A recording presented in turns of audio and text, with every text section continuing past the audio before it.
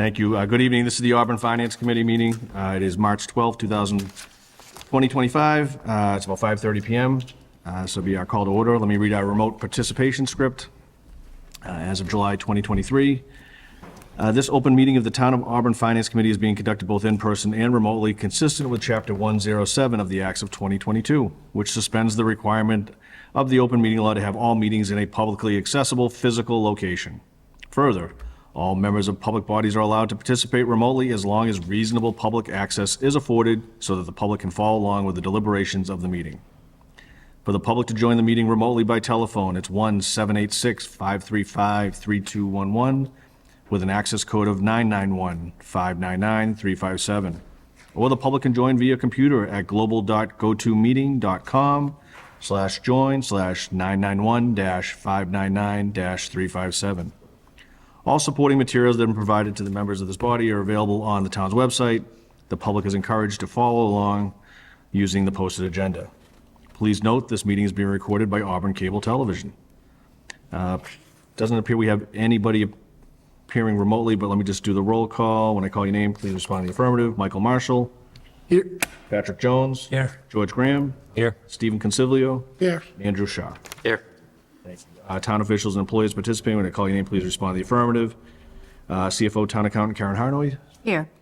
And Administrative Assistant Daniel Chamberlain Roberts. Here. Okay, and we're not going to do any roll call votes because it appears that we're all present here currently. So this evening we have one transfer to go through. Let's do our transfer first.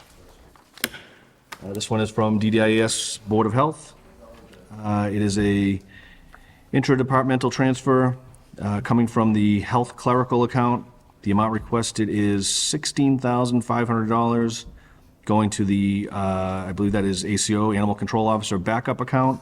Reason given for the transfer to cover a salary deficit in the budget account. Hi, good evening. Well, how are you? Would you like to give us some background on this transfer? Yes, thank you very much. So in the past year, we've had some significant changes in the animal control division. We've had some unforeseen staffing changes, and also looking at the department in total, we realized that we needed to have some more depth to the department. So animal control, as you may or may not know, it's 24/7. We do have a full-time animal control officer, and we do have some assistant animal control officers that we have hired in the past year. And those animal control officers are meant to provide backup to off hours, holidays, and weekends. So we have restructured the department to make it a stronger department, and being able to respond to a various amount of calls in animal control needs. The transfer request, also in the department, we did have some staffing challenges in other vacancy positions due to some medical leaves and some employees that had departed. So we had a surplus in one line item for salary, and we're looking to move that over to be able to handle the changes that we've made in the animal control division. I'm happy to answer any questions. Can I just ask what that account is that it's coming from, that there's that much in the health clerical account? Sure, yes, that's the Board of Health division. So that's the clerical. We have a DDIS clerk in that position that was out for medical. And so that created a surplus in that account. And with the changes that we had in the animal control division, it allowed us to be able to asked for that request. So we're keeping it within the department. We didn't need to, fortunately, request anything from the reserve account. So it's moving from one division to another. And I'm guessing we'll see some changes in your budget, so you're up tonight, so you can probably get to more in-depth when we get to the... Absolutely. Any other questions relative to the transfer? Just a quick follow-up. So you have more coverage. Where did the calls go before the part-timers were in place, if the ACO wasn't available? So the calls, if the backup animal control officers were not available, they would actually go to our full-time animal control officer. So obviously, you can imagine she already works the full-time hours, and so she would have to respond in the off hours if we didn't have backup. And I can tell you that that actually did happen quite often in the past fiscal year. So the backup is like on call as opposed to scheduled hours? Well, they are scheduled for off hours, weekends, nights, and holidays. So I use that term backup. It's an assistant animal control officer to the full-time animal control officer and inspector. Any additional questions? Motion to approve? Second. A motion and a second, all in favor? Aye. Thank you very much.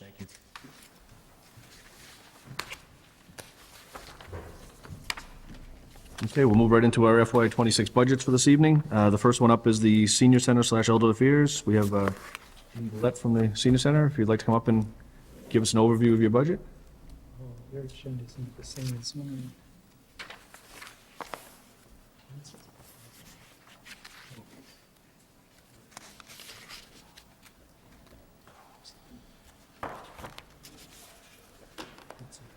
Good evening. Did you want to give us a I do. I just presentation? wanted to, I prepared. Good evening, members of the Finance Committee. My name's Jean Billette, and I'm the Director of the Auburn Senior Center. Thank you for giving me the opportunity to present my fiscal year '26 budget. I'm excited to share the work we've been doing at the Senior Center, especially considering the limited staffing that we have, just one full-time employee and 2 part-time employees. We also have 3 part-time van drivers, and the majority of our work is made possible through the dedication of our volunteers. And I just wanted to take a moment to give them a special shout out for their invaluable support. Auburn has approximately 5,067 residents aged 60 and older. And just some statistics for you, in 2024, our Meals on Wheels program delivered around 23,066 meals, and we provided over 8,000 congregate lunches at the Senior Center. The SHINE program assisted over 138 local residents, and on any given day, we have approximately 87 unduplicated individuals attending the Senior Center.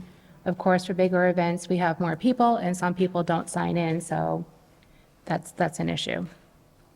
We also provide transportation services for approximately 89 residents, offering a total of 3,312 rides in 2024, and this is through our contract with the WRTA. The budget before you covers expenses for the maintenance, operation, and the capital improvements of the Senior Center, as well as staff salaries. The outreach coordinator position is funded through the state formula grant. All other costs, such as programming, activities, and instructor fees, are funded through fundraising efforts, donations, FASCA, and our state formula grant. Our mission is to offer a wide range of services to Auburn seniors, including social connections, physical, health and wellness, mental stimulation, emotional support, safety and security, nutritional assistance, access to resources, affordable recreation, and a sense of purpose. Above all, we want every senior who comes through our doors to know they have a friend of us. Thank you for your time and your continued support. Questions relative to the senior budget? No. I guess, You all have a copy of the newsletter, our most recent. yes, you gave us all a newsletter that was provided to us. That's, Jean put that together yourself, right? Can you just explain like how many programs you offer? And and the fact that programming So Is- we offer a good variety of programs, and I did have them all listed out. So every day, we have a bunch of fitness classes. That's at 10 o'clock. I'm going to talk too much to stop me. No, just So an overall- like senior sweat, chair dance, cardio classic blast, yoga, strength and balance, meditation, walking club, and Tai Chi. Then for social events, we always have entertainment on Mondays. We do offer day and overnight trips. For arts and crafts, we have floral arranging, knit and stitch, quilting, educational programs, we have technology help, we have health screenings, blood pressure clinics, Meals on Wheels, as I said, nutrition, workshops. We also have some support groups such as caregiver support, loss and grief, American Sign Language, and a new men's club. So those are some of the activities that we have. And then, of course, we always have bingo on Thursdays, which attracts about maybe 60 people. Card games such as pitch, cribbage, bridge, dominoes, coloring club, canasta, and iPad. So those are some of the activities. So of all those programs that you offer, the only true cost to the taxpayers is that one program coordinator to coordinate those programs? You're saying the rest is all done through fundraising and grants? Is that, am I correct? Is that what I heard? State formula grant. What kind of cost would there be? So you, by applying for those state formula grants, So we don't apply for the state formula grant. The state formula grant is based on the 2020 census. So we have, I can give you that number. I have that. Give me 1 second. So we receive $15 per elder based on the 2020 census of 4,713 people. So our formula grant is $70,695 for the year, which supplements the outreach coordinator and fitness instructors. And I can use that money too for whatever's needed for senior center needs. and just the transportation piece, you mentioned a relationship with the WRTA. So do we provide the drivers for the vehicles? The RTA So right provides. now, we have contract for $43,749, which reimburses the salaries and the gasoline of the vehicles. We pay for the insurance, and we have 2 vans. And we have 3 drivers, which are part-time, no more than 15 hours a week for each driver. So you mentioned that's reimbursed, but we see a cost on here for drivers and for gas. Are those costs reimbursed at a later date, or maybe that's one for Karen? Then the money comes back, it goes to the general fund. So if we reimburse via the RTA. And just my last question is, you mentioned a number of, you have some statistics there. Is this on an, is your numbers up from the previous year? Yes. Yeah, I don't have numbers to give you a comparison from last year to this year, but these are the numbers that I did through my senior center to give me just, some roundabout numbers for you. But just your services provided and your costs have gone up, and that's reflected in a very slight budget increase for this fiscal year. Okay. I did have one question along the grant. On the state formula grant that we're discussing at the moment, is there another grant as well as that grant, or is it just that the only grant you get? That's the only grant we get, the state formula grant. How secure would you say that is? Because it's based on the 2020 census, so is the next census, is it going to be based off of 2030? Is it every decade? Because we're now in 2025 doing 2026's I budget. believe it's every 10 years. That's why I Based on said the census 2030 number. probably. Yep, and we, years ago, it was $10 an elder, and they've managed to get it up to $15 an hour. I mean, not an hour, $15 per person. Per elder, right? Okay, so you're looking at maybe 2030, because they were probably based on maybe 400 or 500 seniors back in 2020, and obviously that number has increased, but the grant hasn't. So you're working with more people and less money. So it's about every decade. Great, thank you. Okay. I have a question. I always see the buses there, so the buses basically live at the senior center? Yes. And are those providing like rides to doctor stuff, or is that more just for events, or? No, How so do what they get happens, employed? so as I said, we have contract, we have 2 of the vans and we have 3 drivers. So through the WRTA, when a senior age 60 and over or a younger person with disabilities can call the WRTA, they'll make an account. Right now, it's free fare through June 30th, 2025. So you'll say, I'm Stephen, I want to set up an account. I want to go to Reliant on Friday at 10 o'clock. They'll take down the information. You just want to call 2 days ahead of time. And what they'll do is they'll schedule that ride for you. And then that morning of the ride, we get a manifest for the driver, so they know to go pick you up. And usually it's about like a 20-minute window. So if you have to be there for 10, they'll pick you up probably around 9:30. If there's someone else along the way, they'll pick up that person as well and take them to their destinations and then pick them back up and take them back to their house. So it's for medical, if you want to go grocery shopping, if you want to go to the senior center, getting your hair done, anything like that. If you wanted to visit someone that's in assisted living or a nursing home, we'll do that as well, just as long as you do that 2 days in advance. Do you ever run like a shuttle? I would assume because you've got the housing department has housing there, and then there's housing on the other side of town. Do you ever do anything to help people cross town to go to different events at the senior center? Yep, so same thing. What they would do if they want to come to the senior center, you would call the WRTA and just schedule that ride. So we would take people, we've had people from Packagug that aren't really ambulatory and can't walk over, and the vans will go and pick them up. Same thing if they're at St. Joseph's, we'll go pick them up. I mean, not St. Stoneville Heights. Yep. And the two vans and the 3 part-timers, that's enough to fulfill all the needs generally? For right now, we do have one driver that picked up Wednesdays. So we have just one driver on Mondays and Fridays, and then we had 2 drivers for Tuesday, Wednesday, and Thursdays. Any additional questions? Motion to recommend? I just have one. You said that you're the only full-timer and then you have 2 part-timers? Is that all under director salary, or is that, I don't understand. I don't see the other people getting paid, but I don't. So my salary, and then Kristen Pappas has a split position where she is under program coordinator, and then she's director of recreation. And then my other outreach coordinator who works 30 hours a week, she's paid by the formula grant. And that's all I have. So the formula grant doesn't only do for the programs, it also pays salaries for, Exactly. Yeah, for outreach coordinator, that's what you use it for. Yes. that adds a layer. Yep, okay. Motion, I'll second it. We have a motion to recommend. Motion to recommend. Yeah. I'll second it. So, with a motion and a second to recommend the senior center elder affairs budget, $196,875 for FY '26. All in favor? Aye.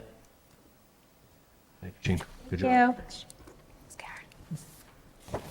Veteran Services. It's after the library. It's in the same section.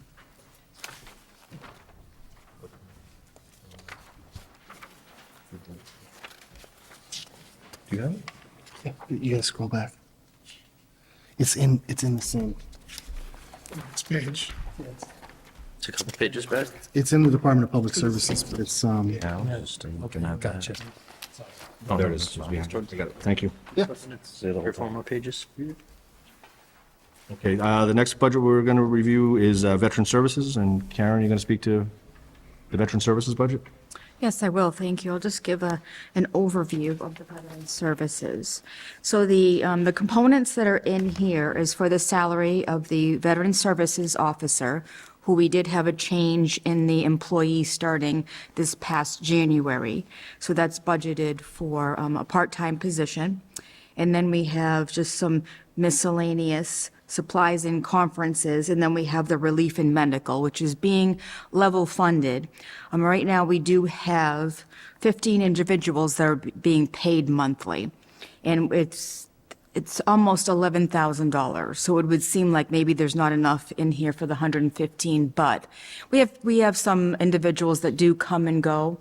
So we're going to level fund it for fiscal year '26 and keep an eye on it at that level.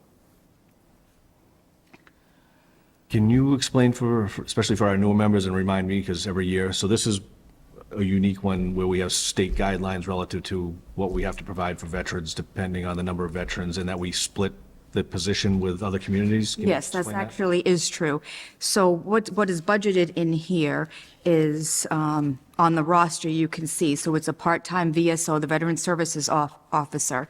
And then we also pay for a regional agreement, which is budgeted at $9,275, where we have a regional agreement, we pay the town of Southbridge towards the salary of the director there, because we have to have that according to the state.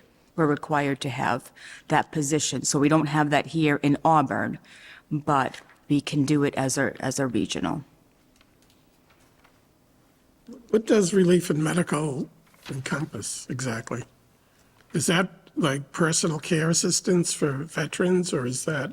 No, actually, that's a type of an income supplement, I guess I would say. They have to provide, proof of what they earn, and if they have a certain threshold of income, then they're eligible to receive these extra benefits as being veterans.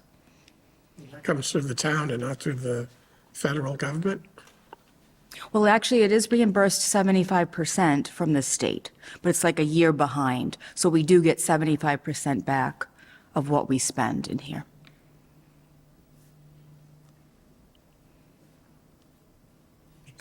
Patrick? So I'm big on presentation. So when I looked at this and I looked at the backup, I see vacant. So the first thing I thought of was that the Southbridge position isn't filled. Well, what was happening at the time is the Auburn position was actually vacant. And we recently, well, in January, we filled that position. The prior person had left, and then we brought someone in. So there's two components of that, the officer and then the regional, which is the director. So the clarity then comes that the vacant position is really meant to be for Auburn. Correct. Was vacant, now it's filled, it's a part-time person. Yes. And then that part-time position falls to a hierarchy, which is sort of in another community, but sort of takes over. It's like, because it says regional agreement, so that director sort of oversees a region. Right, there are other towns that, I think Oxford's part of it. I'm not sure which other town. Is that 26,000 the annual salary for this position? That's the annual salary for the part-time Veteran Services Officer that is here twice a week Right. in Auburn. And then the $9,275, that's the payment that actually goes towards the director's salary for Southbridge. And this is the amount that was approved by town meeting back in, when the budget was pushed through? The 26, oh no, wait, I'm sorry, we're doing 26 budget. So we're taking into account that this is going to be fully funded for next year. Correct, yes. I stand corrected. I was thinking, what about the money this year, if it's been vacant? But I know what happens to that, so, okay, thank you. Additional questions? I just had one for myself, and maybe you've covered it and I just didn't catch. So I see department request was 28.5, but town manager's recommendation was 36.1 for the salary line. Is that the, what we just talked about, is that the combined? Yes, actually, I do believe when this Veteran Services Officer came in, that he came in a little bit higher than some of the previous officers did. So the 36 is the 26 plus 9? Correct, that'll cover both of those salary components, yes. Thank you. Motion to recommend? Second. Motion to recommend the budget for the subtotal for veterans The veteran services this year, $151,398. We have a motion and a second. All in favor? Aye. Next one is cable and community television.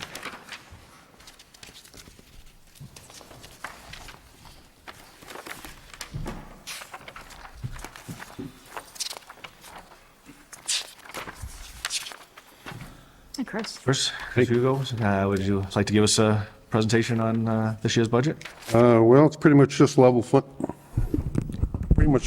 funding from last year. We just moved 500 out of legal into new equipment.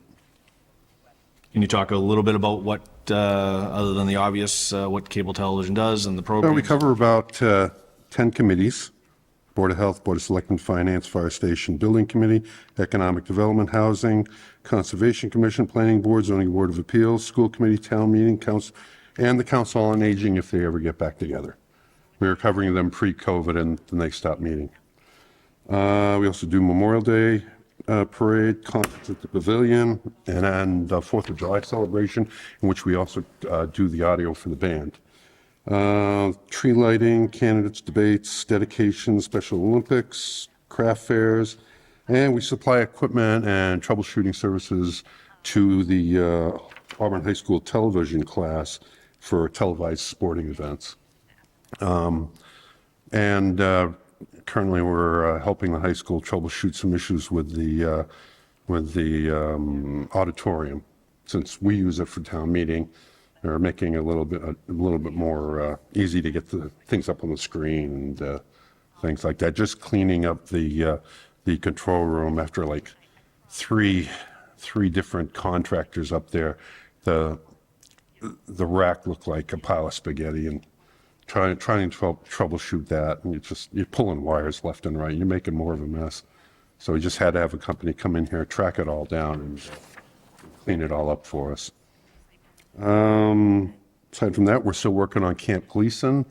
We've got the audio. We've got a contractor coming in. He's already run the cables for the audio. Just as soon as they finished painting the walls and the ceiling, we can install the speakers and the monitors. And then the only other thing that need to be done is the control room, so I can start wiring everything up. Can you, maybe you have to remind me too, what is the plan for Camp Gleason? It's to be used as additional meeting space. So right now, I've got 3 government meetings going on at the same time. You know, a few hours leeway, but I've had days where I've had 3 meetings go off at exactly the same time, and I can only be at 2 places at the same time. 3. So we're just trying to get a little bit more. We're setting it up in such a way that it would be like a room like this. Everything's pre-wired. All you got to do is turn it on. Right now at the library, we have to set everything up. Housing Authority, you have to set everything up.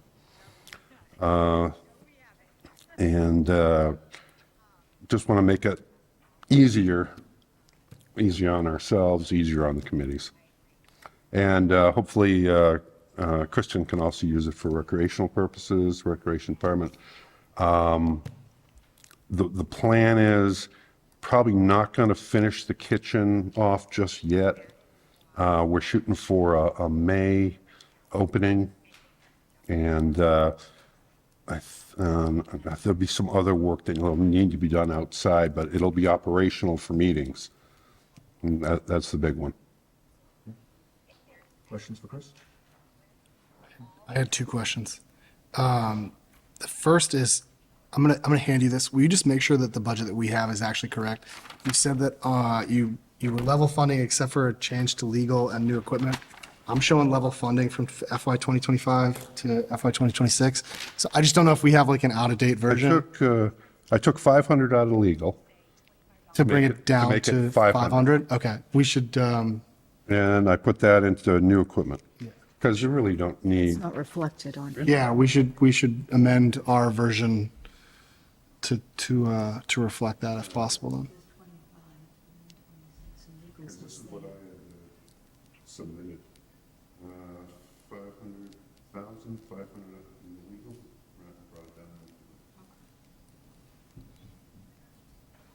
That's the account I've almost spent that. Yeah. We, Shocked that you're able to do as much as you do with the new equipment budget that you have, so. we actually ran into a new piece of equipment suggested to us by the incoming library director. It's called an OWL cam. And we're using it right now primarily with the library board of trustees because they want to do remote, the remote meetings. It automatically does everything. It does a 360-degree view of the room. If you stand up, it will follow you. It does all the audio. And so we would never have known about it unless we got that suggestion from an incoming employee. So. And then my follow-up question was just, again, totally for the new members and not for myself. I know that the Auburn Cable Television has a enterprise fund. Can you just explain what portion of the budget, if anything, is coming out of there versus coming out of the tax levy? Nothing coming out of the tax levy that I understand. That's what I like to hear. It's all enterprise account. I'll know better where we stand after this year, because that'll be the first full year at 5%. The last check we got from Charter was based on 18 months at 5%, which is about $435,000. So I do know that our channels are on the Spectrum app. So I only know this because we lost 2 of our channels 2 weeks ago, and Spectrum was very quick. As soon as we figured out what was going on, Spectrum was very quick and got them back up. And their reason was that they were migrating our channels onto their app. I'm confused. How is Spectrum an enterprise account? It's Auburn Cable Television is an enterprise account. We get a payment from That Spectrum. makes more sense. yeah. We have to go through Spectrum for technical issues with our broadcasts, with our signal. It's pretty much just what's returned to the town.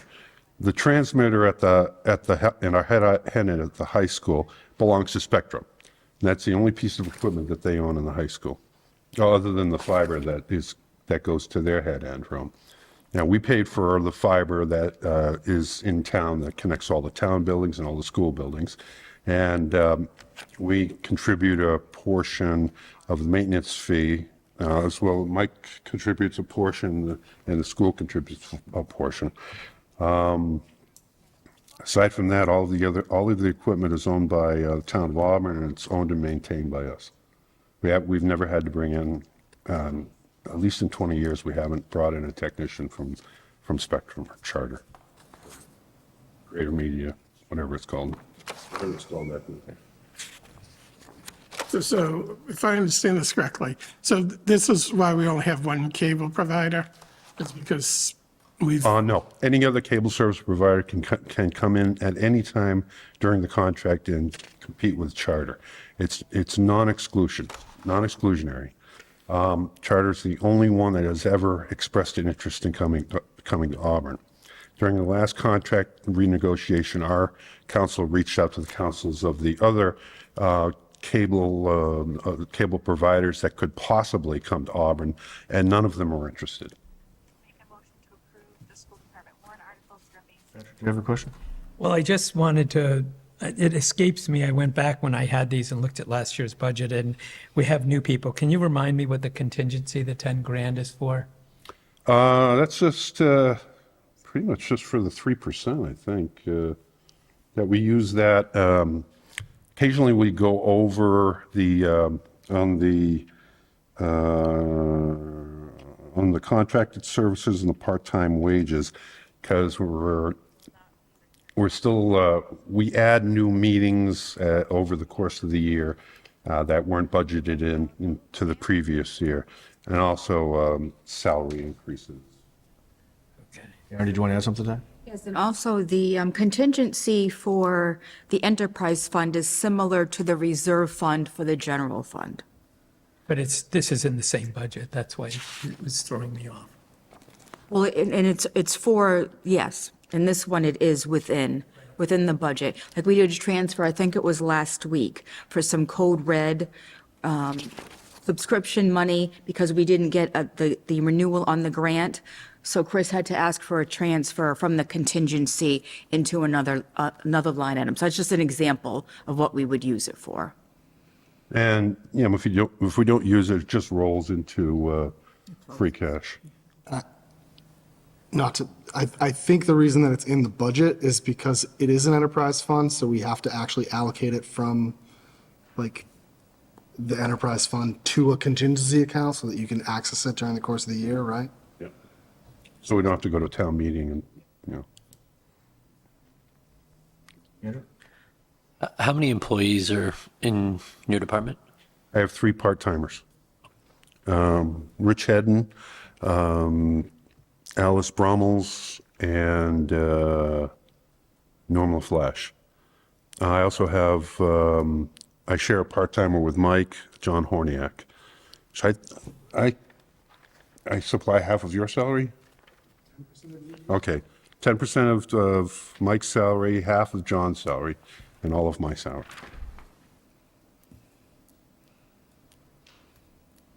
Motion to recommend? Second.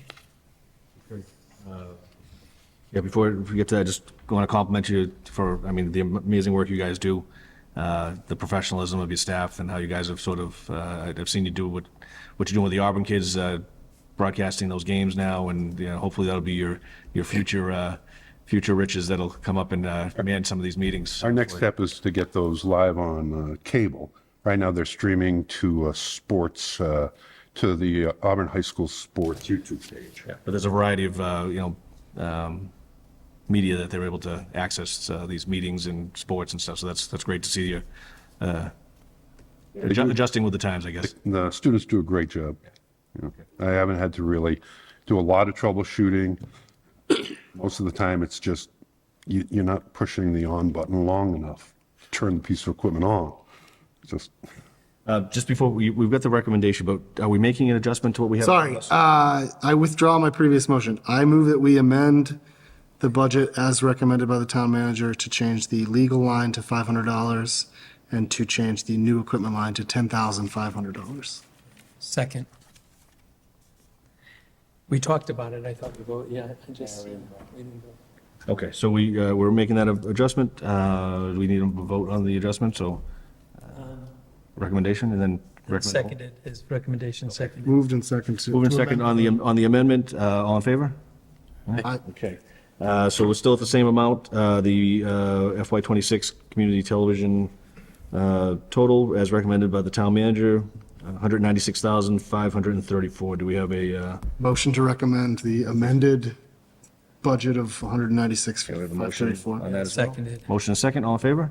Aye. Very good. Thanks, Chris. Thank you very much. Marino, information technology.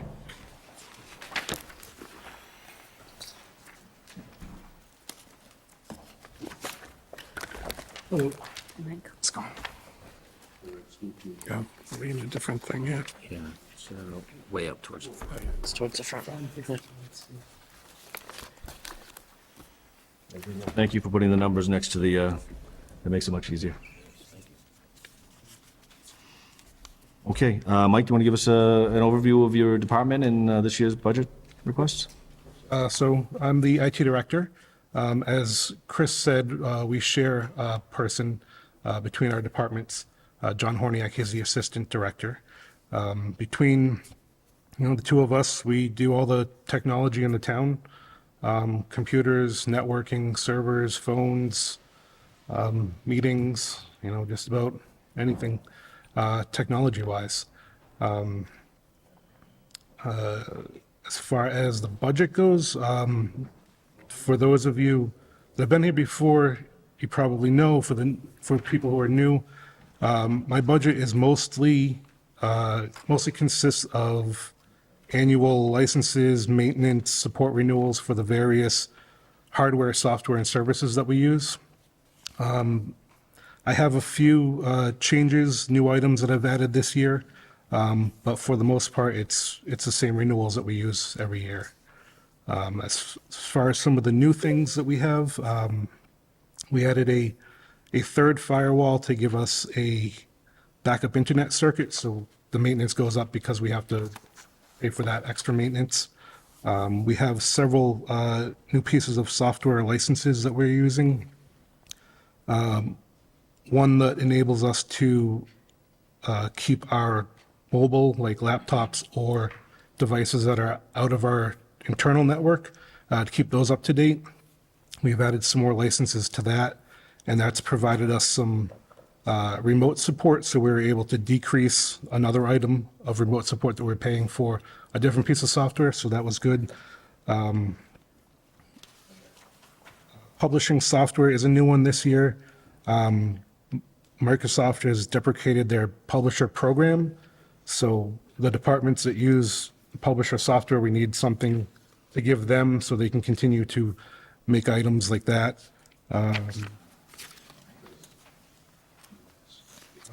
The other thing is our Microsoft licenses have increased because we've added more people. That's our email licensing, so that's increased a bit this year. And then other than that, it's just the general increases to the licenses and maintenance agreements. Questions? Andrew? Just on the list of your, I assume, licenses and subscriptions, you had the endpoint protection at 38,313, and then written next to it, it's 13,481. Is that's because it's going to a 3-year? Is that the 1-year price? I just wanted to clarify that. What are you seeing for the endpoint protection?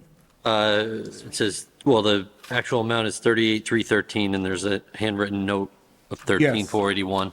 Sorry, mine has the adjusted figure on it, so the 38 was for the total of a 3-year license, but we're able to do a 3-year but pay it annually. Okay. So the 13 is what it'll cost us. each 1/3. year. Yeah. Okay, thank you.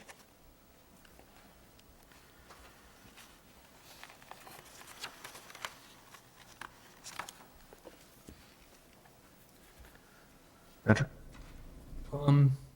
I'm just curious, is there a completely set, again, it's just clarifying, this is, you said for the town, so does the school have it completely separate? You're not involved with them at all? The school and the police department. Right, have both have separate- their own, there are 2 other IT people? Correct. Thank you. And then my other question is, with the, because I was looking through the list, were you utilized, or did you have any input or tasks with OpenGov implementation? Yes. You did. Yeah. I'm glad to hear that, thank you. OpenGov is in here as well for renewal. That's all. I guess my question is going to be, your initial request for the department was for hardware, software, maintenance was 340. Town manager was 316. What did you have to go? That change was the endpoint protection. Originally, it was the full amount for the 3 years, but we were able to pay it off annually. Yeah, and like I say it every year, I'm amazed that you do what you do with the resources you have and the amount you budget for the year for entire community. But is there, I guess in this age of technology, I worry that we're, are there other things that we should be looking for to provide protections? I mean, especially as taxpayers, they're putting so much data into, when they pay their tax bills and dog licenses, and all our data is really going through the town. I think the residents wouldn't be opposed to, if there was additional protections out there, to put some costs to protect all their personal information that is run through the town. Certainly. A lot of those, the permits and stuff, those are done through other software. So like OpenGov is one. So it actually doesn't come through us, like the payments or anything like that. And the information's in on their system, not our systems. So a lot of that is handled with the software vendors that we use. Anybody else with any more technical background than I do? Well, I actually was going to question the 50,000. That's not even out for another 4 years relative to, you sort of asked the question when you said, are we current with all of it? I just found your CIP. I don't want to switch gears yet, but I just found the $50,000 out where it says server and infrastructure upgrades. That's last year. No, I know, I'm saying here, but then we don't do anything again for 5 more years, or a few more years. Yeah, 4 more years. So that's why I was just a little, no, I'm sorry, 5 more years. For 30, it's 40,000. So it's 25 here, and then we go up another 5,000, but not for 5 more years. So I just found that. That's a replacement cycle. So I have our systems on a 5-year replacement cycle. So our computers, I have a third coming this fiscal year, 26, then the next third the year after, the third the year after that, then our servers, and then our laptops, and then it'll start over again on a cycle. And you're comfortable with the amounts that are in that budget for those projections? For now, I mean, we'll see what happens. Well, because I already noticed you changed the 30 to 40, and that's for 27. Yeah. That's in your backup. So that's why I was sort of questioning the others. That was, in 27, we have an item for our SAN replacement, which is our big storage server. And I had reached out to some vendors to get quotes on replacements, and that was reflecting the quotes for the new replacement. Thank you. And I think we brought this up before on servers. Is there a point where we'll transition to a cloud-based server system as opposed to having? Possible, it's pricey. So if we can do it in-house for less cost, I think that's a better idea. But if we need to push stuff to the software side, cloud side, it's something that we might eventually have to do. But for now, to keep costs down a lot, I'm fine with doing it in-house. My last question, which I would not have had any idea about until last week when I started a new position with the state, is do we take advantage of the statewide contracts for the purchases of software and hardware? Yes.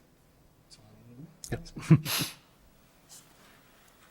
Karen, that may be a general question. Are all of our purchases required to go through statewide purchasing contracts and things of that nature? Well, they're not required, but if there's a certain dollar amount, then we do have to get the quotes. And we'll use some of the state contracts also. I just have the scary question, because there are so many ransomware attacks, and I'm just curious about how the backup system works, so that, when somebody attacks you today, somehow you grab something from a week ago, hopefully, when it wasn't there, or however that works. We have backups that run nightly. We have 2 locations and a cloud location. So in theory, if one location gets hit, we still have a secondary location. And if both of those get hit, we do have a cloud backup that we can utilize. We have, it's called immutable storage, which means it can't be touched for a certain amount of time. So even if ransomware or some type of virus or something gets into the system, it can't touch that data. It's like locked, it's frozen. So we do have that as a other alternative. So we work with a couple different vendors for backups just to have redundancy like that. I guess my question, because it's still going on, and I'm wondering how is it still going on? Because it seems to be, because I'm sure, you've got a lot of hats to wear, and I'm just curious as to the exposure of different towns, because everybody's going through the same thing. Yeah, one of the things that we do utilize, it's not on here because it's not a budgetary item, but the state has a grant that they allow towns to apply for cybersecurity training, and we utilize that. We actually just sent ours out today, the first part. We've been doing that for 5 years now, I believe. So that does help training employees on how to identify some of these attacks.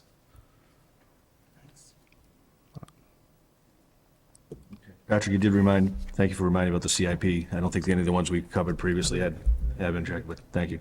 But this one, I know you got my back. Even though you stole my line about, on behalf of our newest members, Gotta do it. my secret. We gotta stick together, Ken. Okay, so we're covered on the CIP. There's no other questions. That $25,000 for computer replacement for this year, and that's, okay. Motion to recommend? Second. Motion to recommend in a second for the information technology budget, for the town manager's recommendation for 316,000. 141? Second line. Oh, sorry, I went down, so 409,434. Thank you. See, that's why you got my back. We have a motion and a second. All in favor? Aye. Thank you, Mike.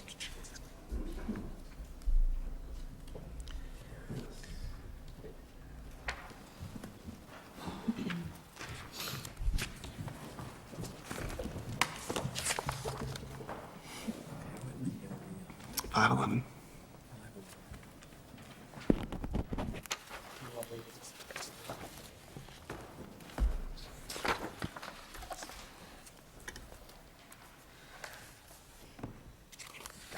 Good evening. Good evening. How are you? Good. How would you like to, I don't want to, if you've got a presentation laid out, do you want to go department, all your sub-departments as we go? Do you want to do one overall? Whatever you're prepared for, we're willing to accommodate. Awesome. If it's okay with the board, I'd like to go, if we can go by each division, and I can give you kind of an update for each division. Does that work for you? That works. Okay, great. Thank you. So good evening. I'm Darlene Coyle. I'm the Director of Development and Inspectional Services and also the Health Director here in town. I am presenting for DDIS, as we call it, and we have overall in the department, it's a pretty large department. So we have 12 full-time employees. We have 2 part-time employees, 2 on-call for animal control, and then we have 6 town inspectors and nursing contractor. So overall, the department has quite a large group. Each division operates independently, but we coordinate together, and it's a very easy to share information because physically we're close in proximity, but over the past several years, we've worked hard to try to interlock our relationships with one another. So if we can start, the first division that you have before you is the Public Health Division. So, Just Chris. sorry. So for the Public Health Division, we have 2 full-time staff and myself. I provide support to the Board of Health, but also within the whole department. So 2 staff members and a clerk. We're responsible for environmental health inspections and public health safety. We issued about 550 permits in the past year, and of those 550, we had about 325 food permits. We do routine and complaint inspections for food establishments. We have just about 100 brick and mortar establishments, but we have a fluctuating number for temporary food, and that has become pretty popular over the past several years with the events that we are offering in town, and we're encouraging more and more people to come to town with their food trucks. So that's worked out very well. We do housing inspections for complaints and for concerns of the not meeting the state sanitary code for minimum compliance. We have tobacco control. We have some grant dollars that come for that. So we have some tobacco-specific inspectors that come to town to do compliance inspections and education for our retailers. We do inspections for camps, beaches, pools, tanning facilities, body art. We actually issued a beaver permit this year. We We do nuisance complaints. Yes, a beaver permit, emergency beaver permit. So we were contacted by the Auburn Water District for a concern for a busy beaver. It really is a term that was building up a dam that was threatening their water supply area. So worked with the water department and the surrounding areas to identify where the area was. And then normally these emergency permits, they're pretty strict on what criteria you can issue a permit on.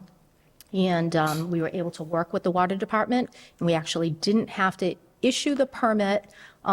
We worked together to be able to take down the dam slowly to alleviate the flooding area, and didn't actually have to issue a permit to euthanize. So it was a good outcome. Nuisance complaints, anything from odor, air, trash, vacant properties. We do a lot of different types of complaints. A lot of times people will call the office when they're not quite sure who to call, and we'll triage it within the department. We also do inspections for septic systems and private wells. The Board of Health also is responsible for communicable disease and prevention. We work with a public health nurse that works a limited amount of hours, and she monitors any communicable disease. We do education and outreach. We are a department that is very involved with emergency preparedness and drills, and making sure that we have preparedness and readiness for our food establishments, for if we had to actually set up an emergency dispensing site or emergency shelter. If you remember several years ago when we had the ice storm and there were massive power outages, the boards of health are actually work closely with the emergency management team to set that up. We have to meet state and regional requirements for public health excellent grants. And our staff has right now, the state is very strong on getting our staff trained in all different areas. So it's a lot of online training and some training out in the field. We have community partnerships to promote wellness for families. This past year was very challenging for many families that are in like literally critical need. So needing like food, heat, just like basic needs. So our department is a 24-hour response for that. And I'm proud of that. All of our department staff take that very serious. Some significant change in our department. We did have some staffing challenges, as I may have mentioned, and I'm proud to say that we have filled a clerk's position in the past month. And they're just doing great. I would also just like to take a moment. Danielle provided support in our department over the past year, and she really was a huge help to keep us afloat. So thank you, Danielle. And the Board of Health finally provides professional support to the actual board members in the regulatory board. So that's just like a little bit about our department. The budget that you have before you is pretty much level funded. I'm happy to answer any questions regarding any of the line items. Any other questions while we're on this one? I think we'll just save an overall vote for the whole DDIS at the end, but if you have, I'd rather questions be based on the, individual presentations, I guess. Not any concern. I'm just curious, community services, looks like it's either a new line or a line that we're filling again. Yes, yep, absolutely. Thank you so much for asking. Yes, we did add this in this year because we are noticing we're responding more and more to emergency needs, and sometimes it's a matter of having to purchase some items that's going to be helpful in our work.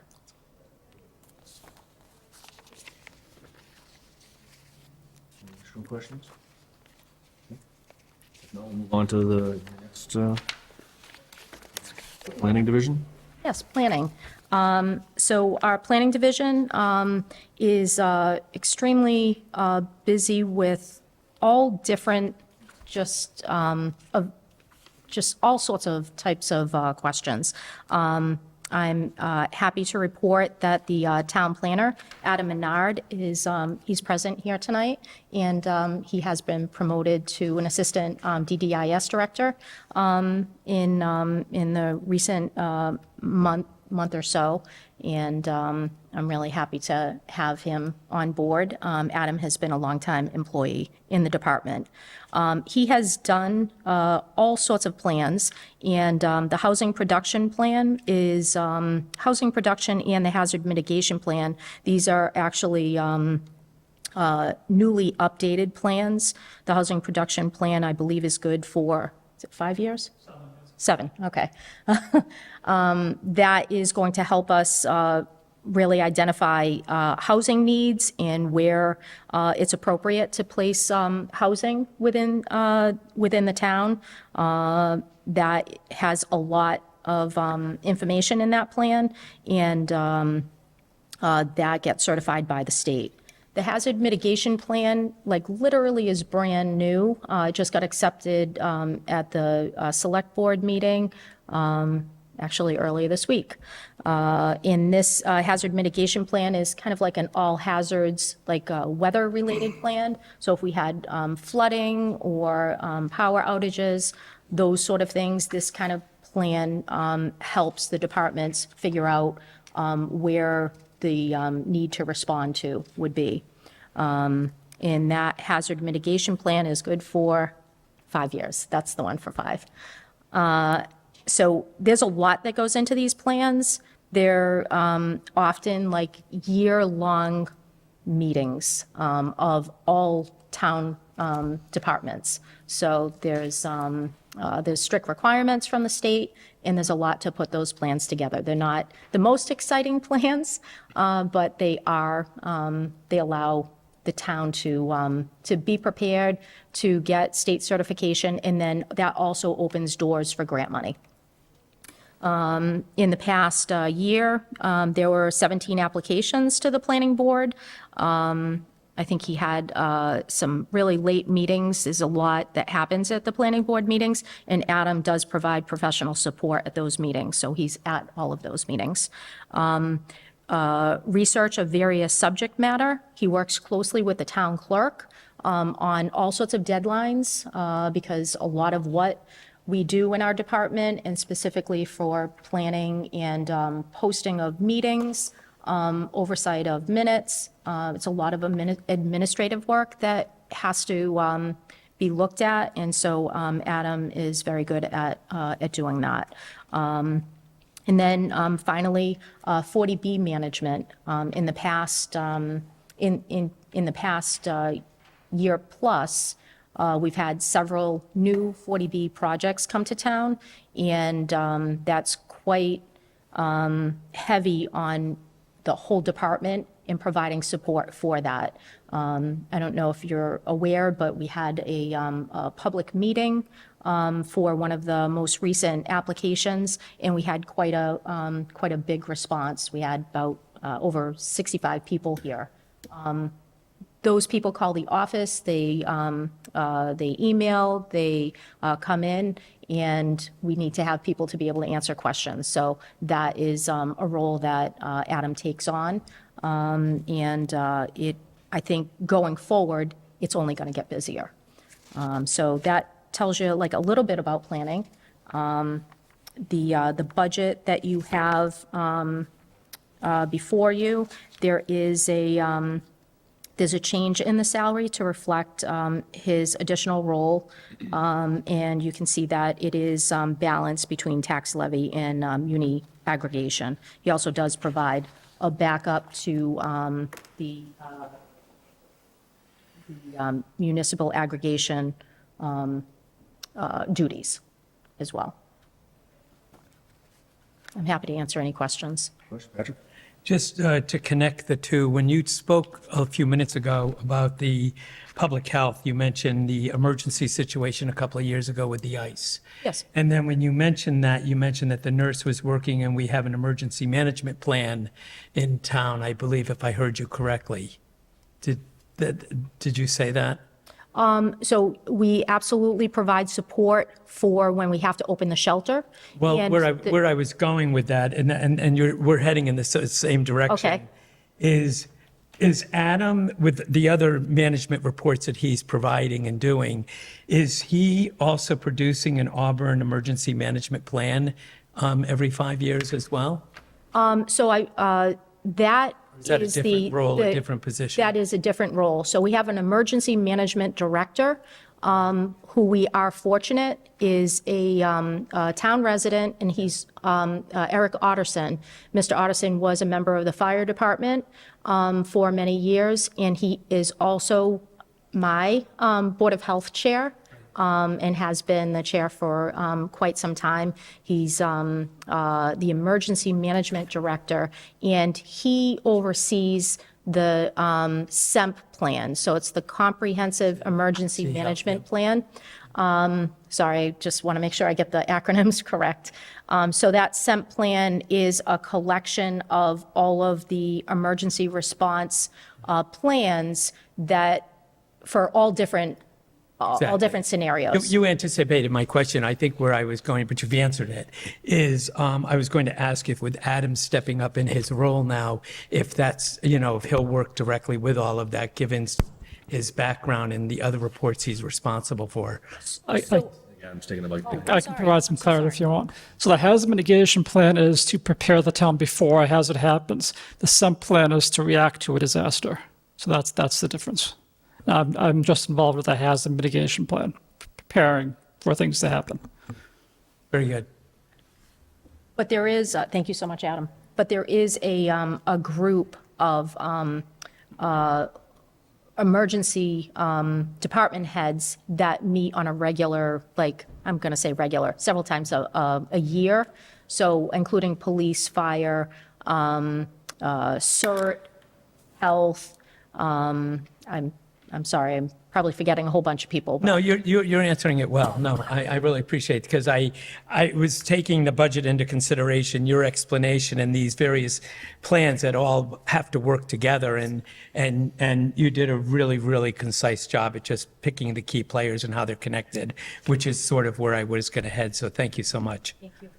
I wanted to get you while you were in between these two, because you were listing off a series of plans, and I felt if I waited to ask the question, it might get lost in translation.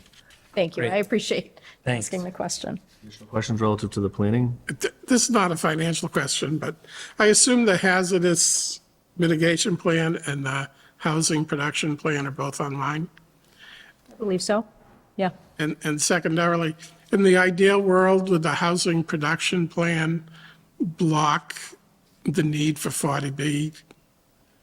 No. Have Adam answer that.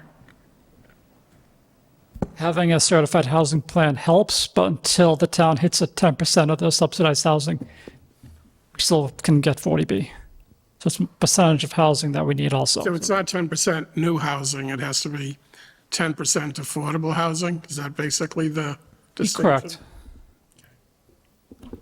Where are we currently? Do we know? 5.24%.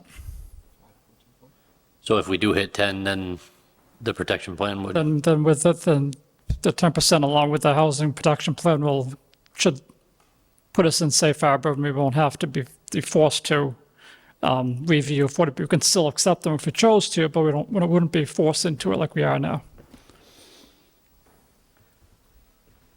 Any additional questions? just one more. What is the CMRPC line item? I Oh, just, sure. Yeah, that's a great question. So Sorry, we should be able to put it in there, but you do have to use acronyms sometimes. So it's the Central Mass Regional Planning Committee. And that committee is basically like a regional resource. So they provide support to municipalities. I'm sorry, I'm going to ask, how many municipalities? Is it- The city of Worcester and 39 surrounding communities. And so they provide support to us, and we get these, we get all sorts of benefits of it. So they have regional staff. Actually, I was on a meeting just a little while ago with one of the key people there. So they help coordinate regional efforts to help municipalities lean on each other. Sometimes we have like we have a regional housing coordinator that will help with some of these plans that Adam has put together. They're able to look and see, like, is there another municipality that maybe has something that we don't have that we could use? So, for example, we have a town meeting warrant that's coming up that I think is about $17,000 and change. And so that will get us a certain amount of hours per week. And so we have some monthly support, technical support, and that person will be like with like 4 or 5 other towns. So, you know, we all put like a little bit in. It's not somebody we need full-time, but we need them for certain tasks. Thank you. Thank you. Additional questions on planning? Okay. Before we lose anybody, I just want to thank you that they have both your 2 new assistant directors. Congratulations, and thank you both for being here tonight. Thank you so much. We'll move on to economic development, and I see you've got Brooke is also online. If you need to, Wonderful. Yeah. need to phone a friend, she's Thank you, Brooke. Within our economic development, so this budget has economic development and energy management. Brooke wears 2 hats and does it very gracefully. She spends a lot of time actually kind of prioritizing. So because they're separate roles and responsibilities, sometimes she spends, 60% of her time with economic development, sometimes it's 40%, and then it may ebb and flow back and forth.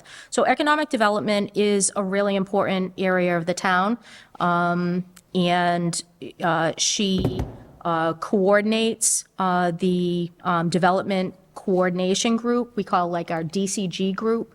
So that's a collection of the departments.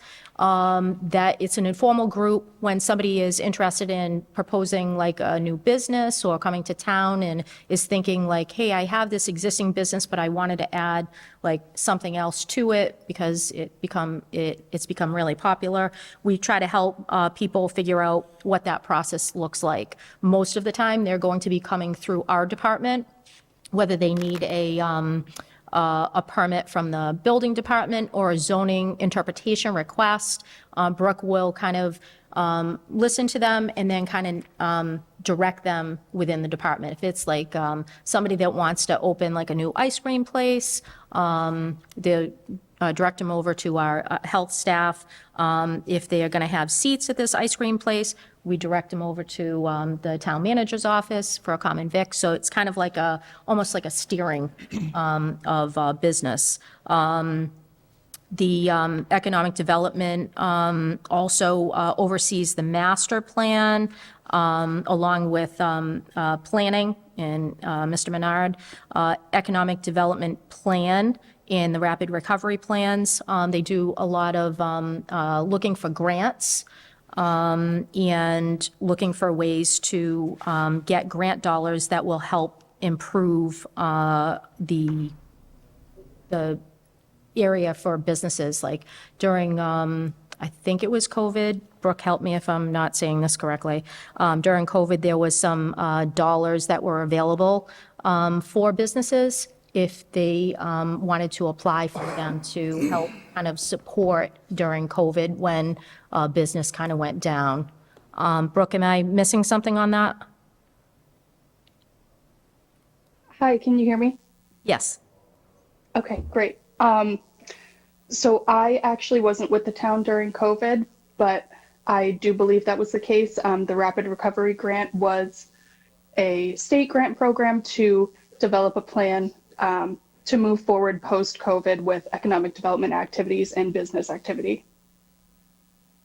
Thank you so much. One other grant that is really nice that she's working on that you actually see when you leave here is the wayfinding signs. So in some of the fancy flags that are going down the center of town, Brooke has taken a lot of time to pick out some really nice seasonal flags that you'd put up.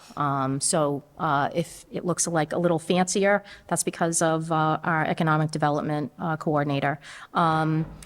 They also have a seat at the table for the Chamber of Commerce. And Brooke is involved in a lot of subcommittees to promote events in town, and then also to help, like if the collection of business people at those meetings have questions, she's right there and she can say, oh, okay, yeah, that's not hard. You can come to the town for this, and she can direct them. She handles the web and social media, and she tries to make sure she's taking note of any vacant properties, any large parcels, and putting those connecting to the available areas that businesses might be interested in. And economic development, she provides professional support at those meetings for that group. So that's like a little bit about what she does. Brooke, do you want to add anything? No, I think you did a good job covering it. Thank you. Thank you. Oh, and I'm sorry, she also does the tax classification. She helps support businesses towards the single tax rate. She's got really big shoulders based on what you just told us. But from a fiscal standpoint, we've got an amount of vacant property and buildings in town. Is she playing a role? And I can ask her, I didn't realize she was on the screen behind you, but is she playing a role in trying to, and I'm just bringing up an example, we're digging a hole in front of Shaw's to put up a new bank, along with the 7 banks that are already there, which is a moot point at this point because I can't believe yet a new bank is coming into Auburn. But we've also got areas that are eyesores, have been eyesores for decades, and I'm curious if it's in her role, if not the immediate future, but down the road soon, to start to make use of trying to get some of these vacant buildings that we see storefronts along Southbridge Street and so forth empty. Absolutely. So that is, that's a need that we recognize, and I think that a lot has happened, since COVID, and it kind of exacerbated a lot of conditions within every division that we have in DDIS. And that is something that Brooke spends a lot of time with. And Brooke, do you want to offer anything in this area? Sure. So there are a few vacant properties in town that I'm aware of. I am aware of the bank as well going in front of Shaw's. I've been working with the town planner, Adam Menard, to review the zoning, because that is something that I've heard from the business community and just residents in general about the lack of diversity of businesses. So that is something that we're looking into. There's an upcoming grant round for FY26 with the state. It's called the Community One Stop Grant, but it's kind of like an overarching, I'm not sure what to call it. It's multiple grant programs that fall under this Community One Stop grant program that will hopefully help with different development activities. I just think while I have our new economic person on the screen, I just want to mention not only as a member of the Finance Committee, but where we watch our dollars flow in and out of the city, I think that, you know, to really make use of what we have, Auburn is not that big. So when I see a lot of vacant property and I see us going after, and no insult to Packagug, I think it's a beautiful space. We've done a lot with it, but we also did it at Letting Eddie's Pond. And, you know, there was a lot of people that felt that we weren't using the resources we already had. And that yet we went and took a whole area and added a whole new park. And so I'm just concerned that we had a parking lot that was being utilized, and instead of going after one of the other buildings, and to her point that she's working with other people, I just think as an economic developer, I'd like to offer that it's great to bring, you know, recurring revenue and businesses to offset all of that. But let's try to be cognizant of the space we're using and what we're forgoing. So, thank you. Thank you. And I think that's also like part of when she is working with the economic development group. They meet on a regular basis, and I think they talk about these same issues. Yeah, I'd just like to add on this one. So I've been on the committee long enough to know when this position came into being, and it came into being because town leadership, town administration didn't have the resources, the time to spend on going to Chamber of Commerce meetings and things of that nature. So they saw the need for this position to be created. I know the interim town manager, we've had conversations relative to I think has one of her priorities is to breathe some life into some of these commercial properties, to like I think Brooke just mentioned, diversify. And you hear that, you know, there are no locally owned restaurants. That's a common sort of theme out there. But I know there was a point that I think the economic development coordinator was pretty much a full-time position, and then we had to, over the years, sort of consolidate and tighten things up, and due to vacancies, and this is certainly not the year to separate it because it's a tight year. But I certainly think that this is a position that should be a full-time position. There should be a travel line. This person should be traveling to regional, business conferences to advertise this town and say, look, we've got a great town. We are located, in a perfect location for so much. That's where I would envision this type of position to be out there, reeling in businesses from, near and far. I think Brooke does a great job. She's staying locally. She's, helping the businesses that are currently here. But I want to see that position eventually get out there and pull in, so we have a real strong foundational base for taxes and for stuff for people in the community to go to, the businesses, that diverse group of commercial businesses. And we've got, the mall, it remains an unknown, a huge unknown to people. We don't know which direction that is going. And Simon Properties doesn't seem to be sharing what their plans are. And I feel like that could be a big hole in our commercial base in the near future. But no compliments to Brooke. It's just, that was my 2 cents relative. Well, yeah, and to add to that, since you opened the door, I was sitting here and one of the questions I wrote, and you started to elaborate on some of them, were what resources are really available to Brooke. So when I said she had big shoulders, and her shoulders are huge for what she's taking on, and I commend her. And while I have a moment, I'll congratulate her as well on her new opportunity. But this can be she can accomplish a lot if she's got all the right resources. And I know this isn't the year, like he said, to talk about it, but I would, for the future of Auburn and to protect all of the integrity we've had as a community over the decades, I definitely think that this is something that, is going to be closely watched. But, to your point, $200 for a travel line, gas, that's four full tanks of gas. So thank you very much for the support, because we definitely appreciate it. And I know this is something that we want to give Brooke the resources to be able to spend more time on economic development. It has been mentioned by every board that we have been before, and the interim town manager, Ms. Vecchio, has been very supportive of this, and so that kind of, I guess, leans into the energy management, this is one budget. However, on the flip side, for her other hat, the energy management, we have applied for a grant for a full-time energy manager, and then that would alleviate the second hat that she wears. So we're hoping to, like literally any time hearing from the state, if we're able to get grant dollars, that would be a full-time position for, I believe it's 3 years plus benefits. And then that would, Brooke obviously would have to train that person and get them up to speed, but that would allow her to be able to now dive into economic development, which I know she loves.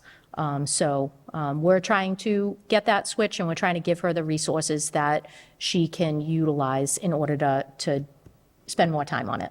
Sure, and to that point, to my closing thought is that, we've had a couple of long-range planning meetings and so forth over the years, and I know when I first saw the ground break over in front of Bank of America and Shaw's, my first thought was mixed use. I thought, oh, this is cool. We've got a really premium spot of a major intersection along that whole line where we might be able to put something in that might have a series of condos or something above it and then some retail space below. And I didn't realize it was going to be one entity, and it just sort of blew me away. So thank you. Thank you. I think we had just, or at least I mentioned it at one of the previous meetings, about basically people can sit on land indefinitely if they want to. And there's no disincentive by the town. I don't know if legally, if we can, tax people more for not using their land, like the Yankee Drummer site, right? I mean, that's been sitting there for 15 years maybe since they've knocked that down. I mean, it's been a long time. And that is a site, I can tell you that we do have conversations in our office about, and I know Brooke and myself have reached out for various items. I know it's a large area, it can be a dumping ground. It's something, we want something to go there, the building gets broken into because it's vacant. So it is an area that we both are aware and trying to get response from the owner. Obviously, we want to work with property owners, but when they're not, taking care of their responsibilities, it maybe reflects not great on the town. If they don't want to develop it, which is generally a carrot, maybe we need to give them a stick. Let it go to somebody that'll do something with it, because they will sit on it for 50 years, 100 years, they don't care, especially if it's a corporation. And we're not taxing them enough to make them feel any pain. So they're just going to sit, then the same thing with the tax rate. The split tax rate, Worcester's doing okay, Marlborough's doing okay. Lots of cities, a lot of towns and places are doing okay with the split tax rate. The problem isn't the split tax rate. The problem is if the rents are too high, businesses will fail. And if the landlords are just sitting on the land, there's nowhere to develop because everything's already owned. Business development is a great idea, but at some point, businesses have to step up and become part of the community. They can't just, they can't just sit on it. Because especially in a town like us, because we have no land. I appreciate your comments, and it is something that, Brooke and I will, talk about again and see what the options are. I know this is an important area for everybody. It reflects on all of us. Yeah, I'll just close out this one. Brooke, not to put any more weight on your shoulders, but I do think your position is probably one of the, if not the most important position in this large binder we have full of budgets and numbers, because your success really infuses, through the business and commercial development and support of the existing businesses and bringing in new businesses. It's a huge thing, but it's critically important, and I don't think we can really minimize in any way, shape, or form that position. That's my opinion. So, Thank you. anything else on planning, or economic development and energy management? Move on to building and code enforcement.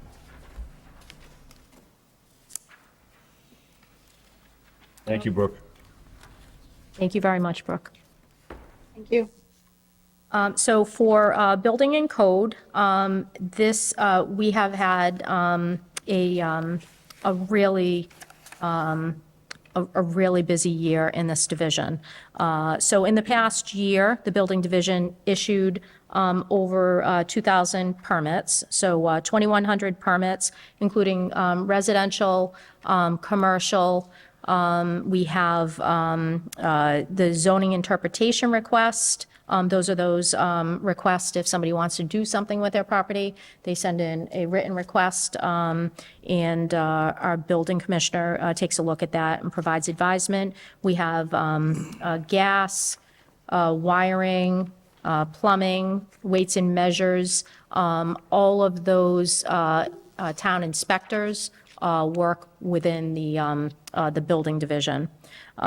We had a major software transition, so we transitioned to OpenGov, so an online permitting system. We had, during that period, we actually had staffing change. So we had a long-time employee leave during literally the switchover. So there was like a little bit of a learning curve, but I'm proud to say that we were able to promote from within. So our building commissioner has been a longtime employee, and he took on the task. Really, he's just fearless when taking on new challenges. So we're still working out the kinks in the system, but we are making progress. And one of the goals this year is to get the system working to the best of what it can offer, because we think that this OpenGov software can offer more than what we had before and make it a lot easier. It's already easier within the department. So the previous software, we weren't able to really connect well. And this new software, OpenGov, we are using it, and it helps keep lines of communication open within our division. So it has like a little workflow. You can provide comments, and then it goes to the next person, and the next person gets like a little reminder, hey, can you review this? So we're working through that. We're hoping to be able to add in a new offering that we haven't had online before. So it's going to be a life safety inspection. So it'll, instead of going out, doing the inspection and asking for all these reports, it will allow the businesses that require life safety inspections to be able to upload all their reports and get all of their, check the emergency lights and get your fire suppression system checked, and all these things will be able to load in so that when the inspector goes out to do these inspections, now it's like, oh, okay, I see you have this, this, and this. Oh, okay, you're just missing this one thing. So it should hopefully save time for the inspector and make it more efficient for everybody. So that's our goal this year. It's a big goal with everything else, but we think it's ultimately going to make it a little bit easier. We also welcomed a brand new building inspector hired in the past month, and he's doing great. He's excited to be in the position. He's never worked in municipal government before, and he is really really soaking it up. So we have a lot of new changes in the department, but it's really nice. And he's already trying to work towards some of the required state trainings. The state has certain trainings that they require for inspectors and commissioners. So our staff are all working through those trainings. And then also within building, there's also zoning. The building commissioner also issues zoning determinations as well, and provides professional support at the zoning board of appeals meetings. So the budget that you have is there's really no big changes here, and then the the commissioner's salary is balanced between tax levy and municipal aggregation. He provides support for various energy-type activities. I'm happy to answer any questions. I'll ask one. So for all the individual inspectors, your electrical inspectors, your. Yes. Where is that reflected? Oh, great question. So we are able to pay the inspectors through a revolving account. So the fees, so they apply through the online system. So if you're applying for an electrical permit, you're going to, you've got to have the licensed electrician has to initially sign up, and they're a vendor, so they put in their state license, their insurance, so they get set up as a actual vendor in the system, and then say you're going to pull a electrical permit for, say, 1 Main Street. You can put in the permit, it goes in, they make contact with the electrical inspector. Once the work is done, they come out, do the inspection, they sign off electronically in the system, and the permit is paid for online.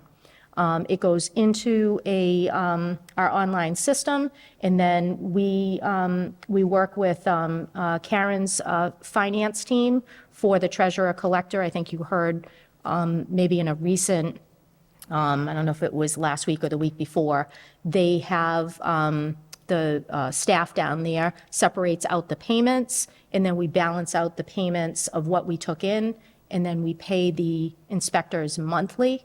And it's a balance of percentage. So the town keeps a Software percentage. doesn't split the fee and we just get our part. We have to then, I'm sorry? the software doesn't split the fee? It does not.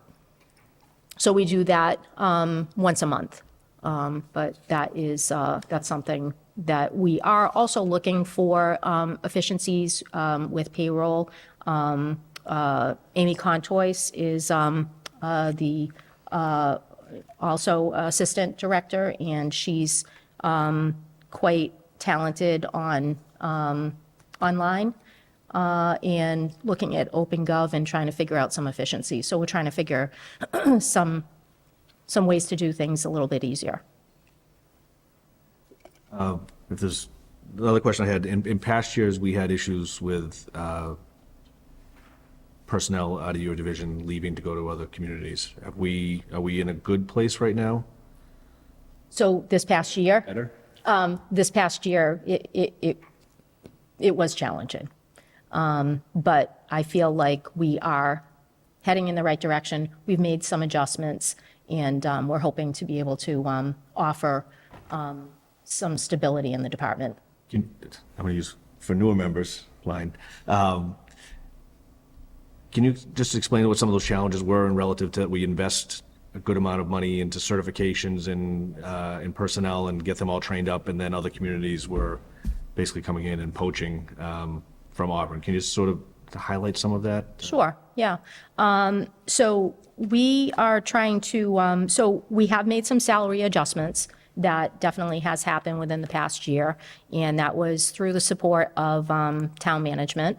And that honestly has made a big difference, so that we can try to attract a pool of candidates. And I have to say, for building officials, this is something that, I mean, this is not an easy role to fill, because the state has certain requirements. Even to be in this role, they have certain amount of time to get their certifications before the state will say you have somebody that is not qualified. So we're very fortunate to be able to, as I mentioned, our building commissioner already has all the minimum, and he's working towards the final qualifications for that. Our brand-new inspector, he has already been approved to, you have to be approved to take the tests. So even that's a process. And we hired him, and he already had that. So that was like very attractive for us, because he came in and he wants to train. So he had a really strong base in residential experience, but not so strong on commercial. So that's where Gary, who has just like 40 years of experience in, ran his own business, and so he knows the commercial side. So it's kind of like a really good fit because they both offer something to each other, and it helps strengthen the department. So salary adjustment has been made, and we also have in this education for 1,700. We've gone up like a little bit. We're hoping to be able to, take care of those tests, the required test. Does that answer? It does, and I think it's just a point relative to, you'll hear from people, why are ex-employees of the town making a certain amount of money? Well, if we don't invest in these employees, we're going to pay all kinds of monies to get them certified and get them trained and learn the systems, and they do a great job. And then just by human nature, a community close by is offering more money or better benefits, we're going to lose them. So it is that balance, and I think your department and others have done a great job of balancing it. It's just a point relative to as we budget, we've got to provide the support.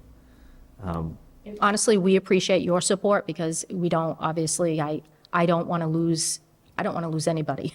Anybody else, it was a tough year, and really to try to support people where they're at.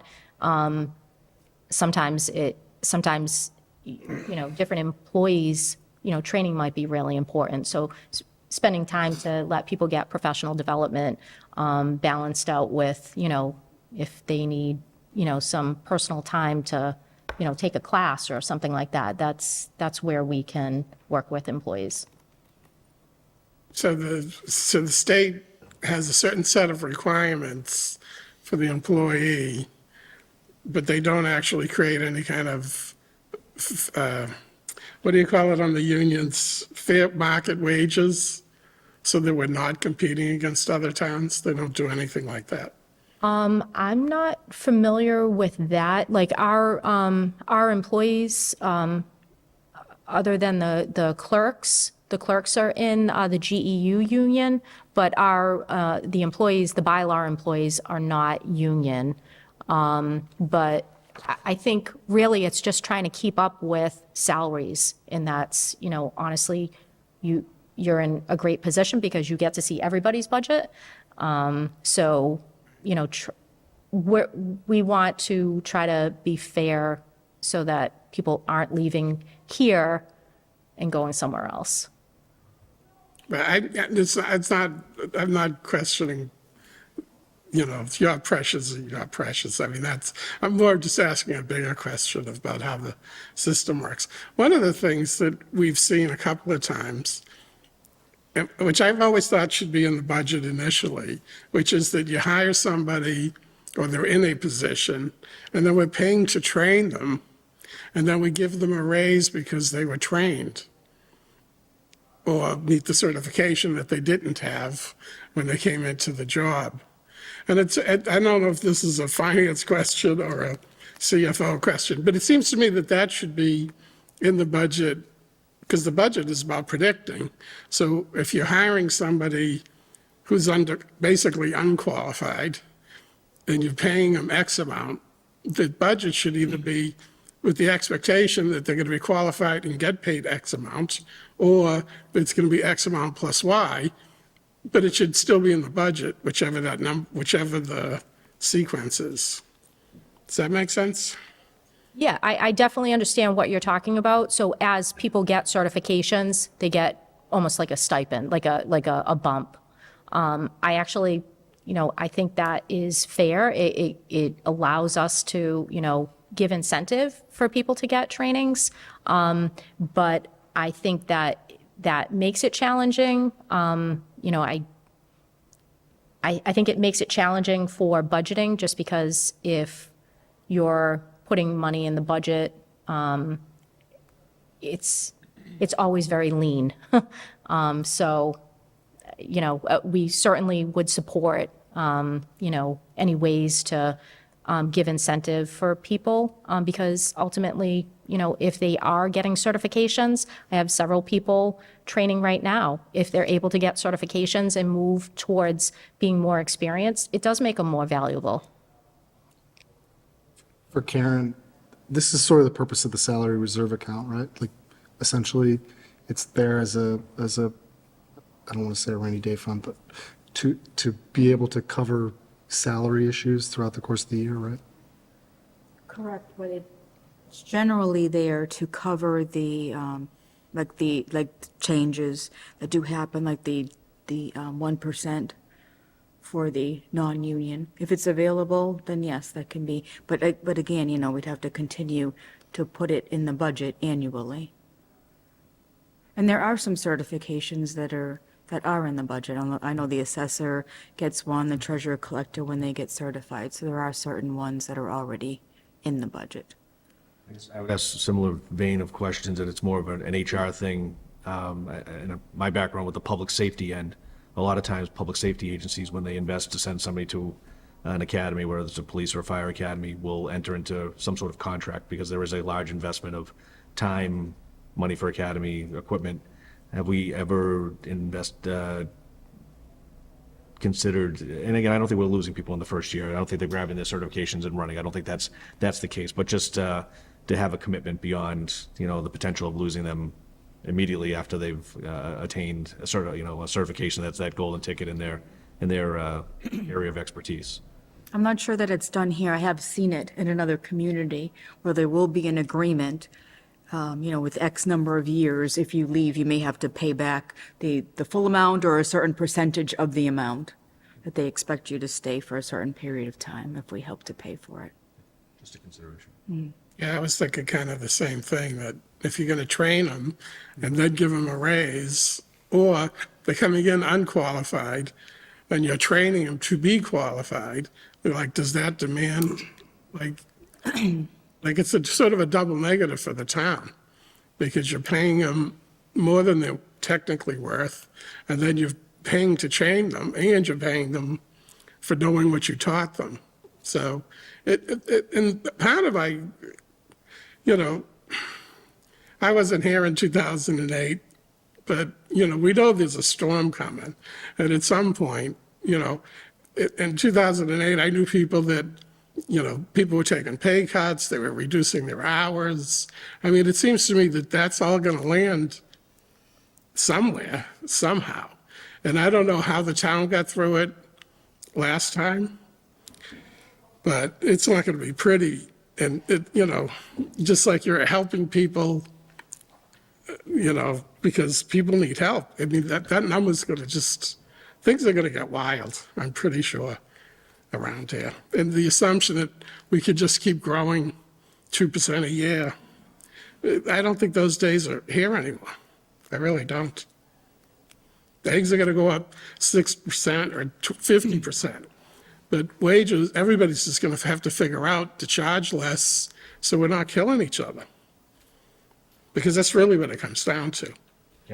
I know that you've said it a couple of times. I don't think the town would hire someone who's unqualified.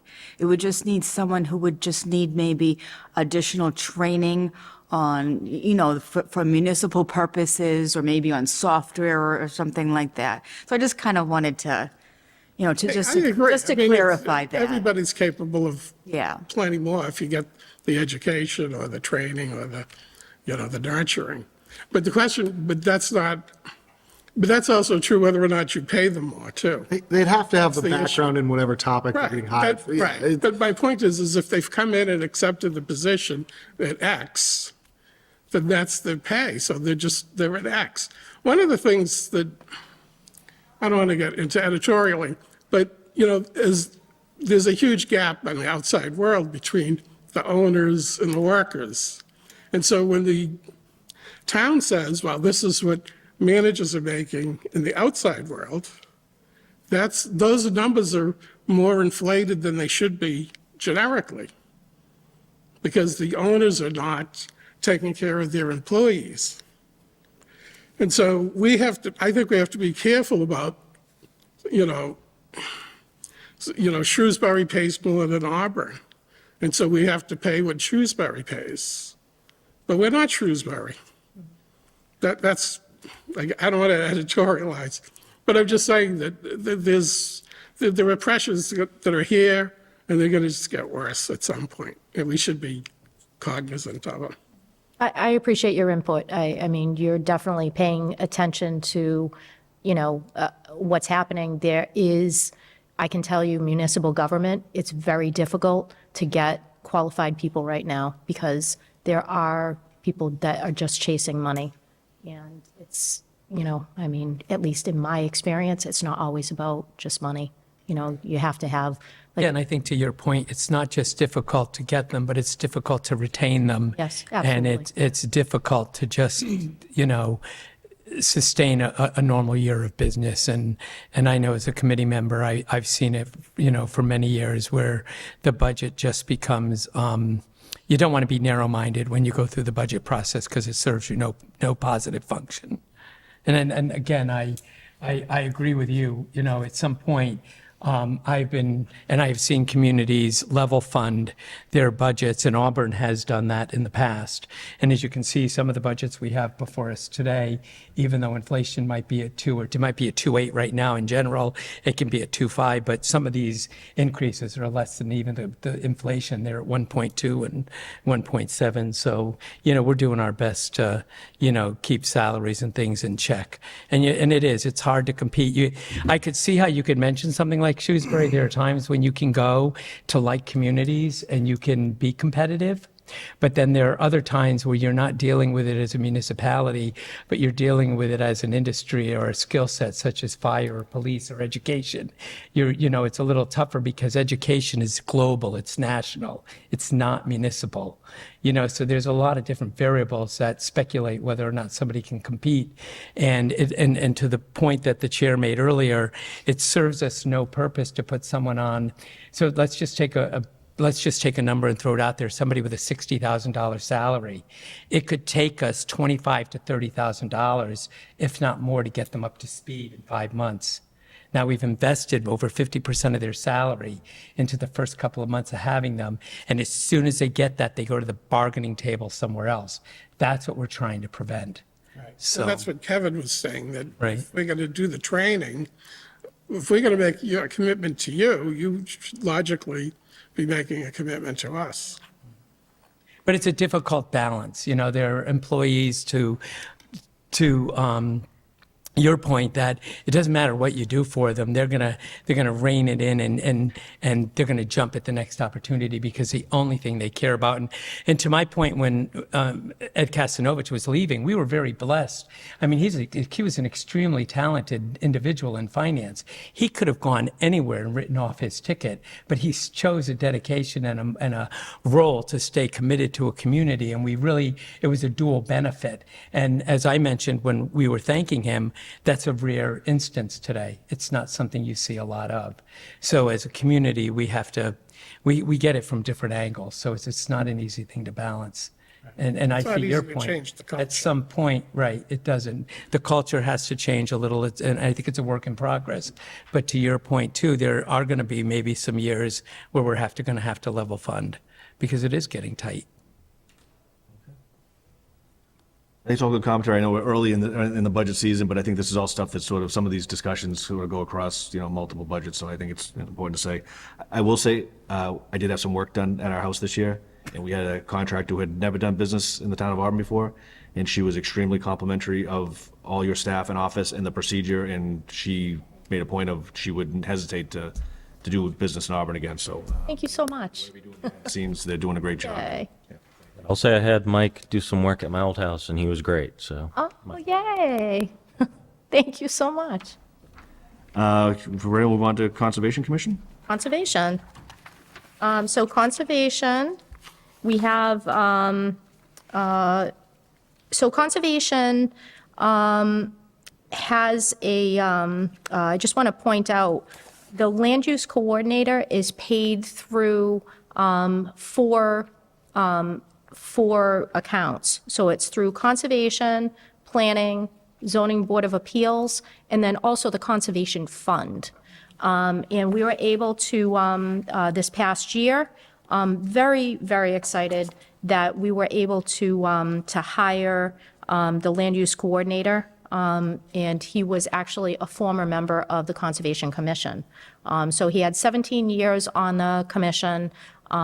He wanted to, he actually loved being on the commission, but he wanted to work for the town. So stepped off of the commission and into our office, and we are thrilled to have him. So in the past year, well, actually, he actually only just started since November. He's already made a huge difference. This has allowed us to have somebody in the office who can go out at a moment's notice to go out to sites. If there's we get calls for concerns, hey, there's a bulldozer near the wetlands, or somebody's working near the pond or something like that. He's gone out just really kind of immediately. So we have somebody in the office. He handles all sorts of deadlines, postings of meetings, handles decisions that have to go out. Oh, there's all like just a million timelines on this position. So he works closely with Adam to make sure that all things are posted correctly. And I'm actually happy to tell you this. We're able to years ago when we proposed this position, we've never had anybody in the position to be able to have the experience. We've actually taken in some fines for this, so close to $6,000 in the short time that he's been in the role. So again, it's not our goal to fine people, but when people are not paying attention to the orders that the commission has put in place, then fines are issued.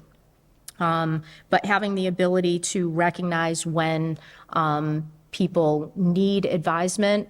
You can see any time, like during the day, he's helping people fill out the applications, trying to make the process easier, because the applications can be a little bit overwhelming sometimes. They're state applications, so he'll often come out and say, okay, here's what you need to fill in. So I'm happy to tell you that's what's happening in conservation.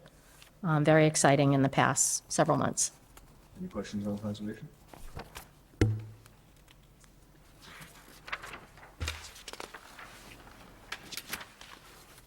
All right, so animal control. As I Let Amy come up to the podium, because I know she's trying to hide back there, but you're taking the notes. I would love to actually invite her up, because we've had, this is an area of the budget that we've had some significant changes. And as I mentioned, in the past year, we had some unforeseen staffing changes and things that have happened over the past year with the kennel being completely full with animals. So if I can let Amy provide the update for animal control. Hi, thank you, Darlene. So we have seen a lot of changes in the division within the past year. Like Darlene had mentioned, we've had some staffing changes. So we did unexpectedly have 2 employees leave the position of on-call animal control. So it is a difficult role to fill. Animal control does serve the town 24/7, 365. So holidays, nights, weekends, and, in part with regular business hours. So, there is a high level of responsibility and expectation that we do put on the assistant animal control officers and the position in general. As a division, we're responding alongside our police and fire department on emergencies on site, providing services to the community. We manage the municipal animal shelter in town. So again, that's another component that's 365 days a year. For the past several years, we've seen a shift in animal control, animal welfare since COVID. So we really haven't had a time since COVID where our animal shelter has been empty. So that does have some staffing challenges that come around with that as well. So we operate the shelter through the animal control budget. So that's facility maintenance, that's staffing, that's animal supplies. Last year, we housed, or we had an intake of just under 100 animals. So that's, if you average that out, that's an animal pickup every couple of days. We do have periods through the year where, typically winter might be a little bit slower for the animal pickup portion, animal care at the shelter. Spring, summer, early fall being a little bit heavier just based on levels of outdoor activity of our residents, wildlife calls that we're responding to. So it does have a heavy burden supporting physically the shelter, the staff, in addition to the animal care portion of it. There's the law enforcement side as well of animal control, so supporting animal cruelty investigations in town. So just within the past 4 months, we've had 6 animal cruelty investigations that we've been active in. 3 have resulted in criminal charges. 3 were animal abandonment cases within 2 weeks of each other. So that does, again, put a heavy load on the department. Along with our law enforcement cases, that presents different challenges as well. So in animal cruelty investigations, the animal is actually considered evidence of the crime. So the town then has the responsibility to house those animals at the shelter. So again, we're looking at situations where we're housing animals for long periods of time. And that's something that we've experienced in the past few months with the cases that we've had, where we've had to house 5 dogs at the shelter for upwards of actually the entire 4 months, the past 4 months. So that does put another financial burden on it. But I am proud to say that for the most part, we are able to make the shelter relatively self-sustainable. So we do collect fees. So when animal control picks up an animal and it's being reclaimed by the owner, the fees that they pay for pickup, boarding does get deposited into a revolving account that we then use to help support the care of the animals, facility maintenance. So we try to keep as many of those costs in-house as possible. And also, looking at grants that are available to help cover some of the costs of the animals, because again, we're providing emergency medical care to some of these animals if we're picking them up injured. If they're not claimed by an owner, then that's a responsibility that the town has to take on for providing that care and paying for it. If the animal's reclaimed, we are able to recoup some of those costs from the owners. But again, just the climate of the world and the industry right now, we're seeing more and more situations where animals aren't being reclaimed. And then we're faced with the situation of animals that we're housing, trying to find placement for them in shelters and rescues. They're already full and the expenses that come with that. We have had situations in the past 2 months where we have had every dog kennel filled in the shelter. So we have space to house 7 dogs individually in the kennels. And then we had another pickup that same day, and we had to temporarily house a dog in our cat and small animal room because we just didn't have the physical space for it. Luckily, it was something we were able to remediate pretty quickly, but those are the challenges that we're facing. So some of the changes that have been made in the past year with the loss of former assistant ACOs, we did have to hire 2 additional assistant animal control officers, that they have been a great support to the department. With their support, I'm not on call 24/7 and in the office. So I really appreciate the help that they're able to support and provide to us. So the assistant animal control officers have a rotating schedule that I create monthly. So that way the burden isn't on one individual to make themselves available and have a phone next to them as they sleep to wake them up when an emergency happens and they need to be called in. So typically we have somebody on call every night from the time that town hall closes until we reopen in the morning. We have somebody on call on on weekends. So they do also have to provide care to the animals at the shelter. And again, since we haven't had really a period of time where we have had the shelter empty, that means we're staffing 7 days a week. And then we also have holidays. So anytime the town hall's closed, we still have somebody available to respond to calls. We have somebody going down to the shelter, taking care of the animals. So Christmas Day, 4th of July, Thanksgiving, we have people working. And we were also fortunate to have support from town administration to hire, as part of one of our assistant animal control officers, to get weekday support as well. So we do have an assistant that is currently providing 19 hours of support to myself in the office. So she is able to help me with some of the call responses and enforcement side of animal control, because we do also enforce dog licensing in town. So the town clerk's office is the department that collects the fees and issues the licenses for dog licenses in town, but animal control is the enforcement agent for that. So with her help, we're able to get those numbers back where they should be.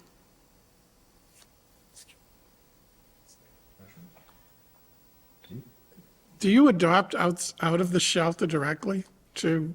So we are registered with the state to be able to do direct adoptions out of the shelter. In some situations, we are able to do that, but a lot of times that does take a lot more of an investment into the animal, either time-wise and monetary, because there are certain standards that we have to follow by the state. So the Mass Department of Agricultural Resources, we have to make sure animals are vaccinated, spayed and neutered before adoption. So sometimes that might mean an adoptable animal staying at our shelter longer to meet those qualifications, when we have the possibility to instead transfer the animal out somewhere else, have another organization kind of pick up those costs that are associated with it, and get the animal moved in a quicker time frame than we might be able to do.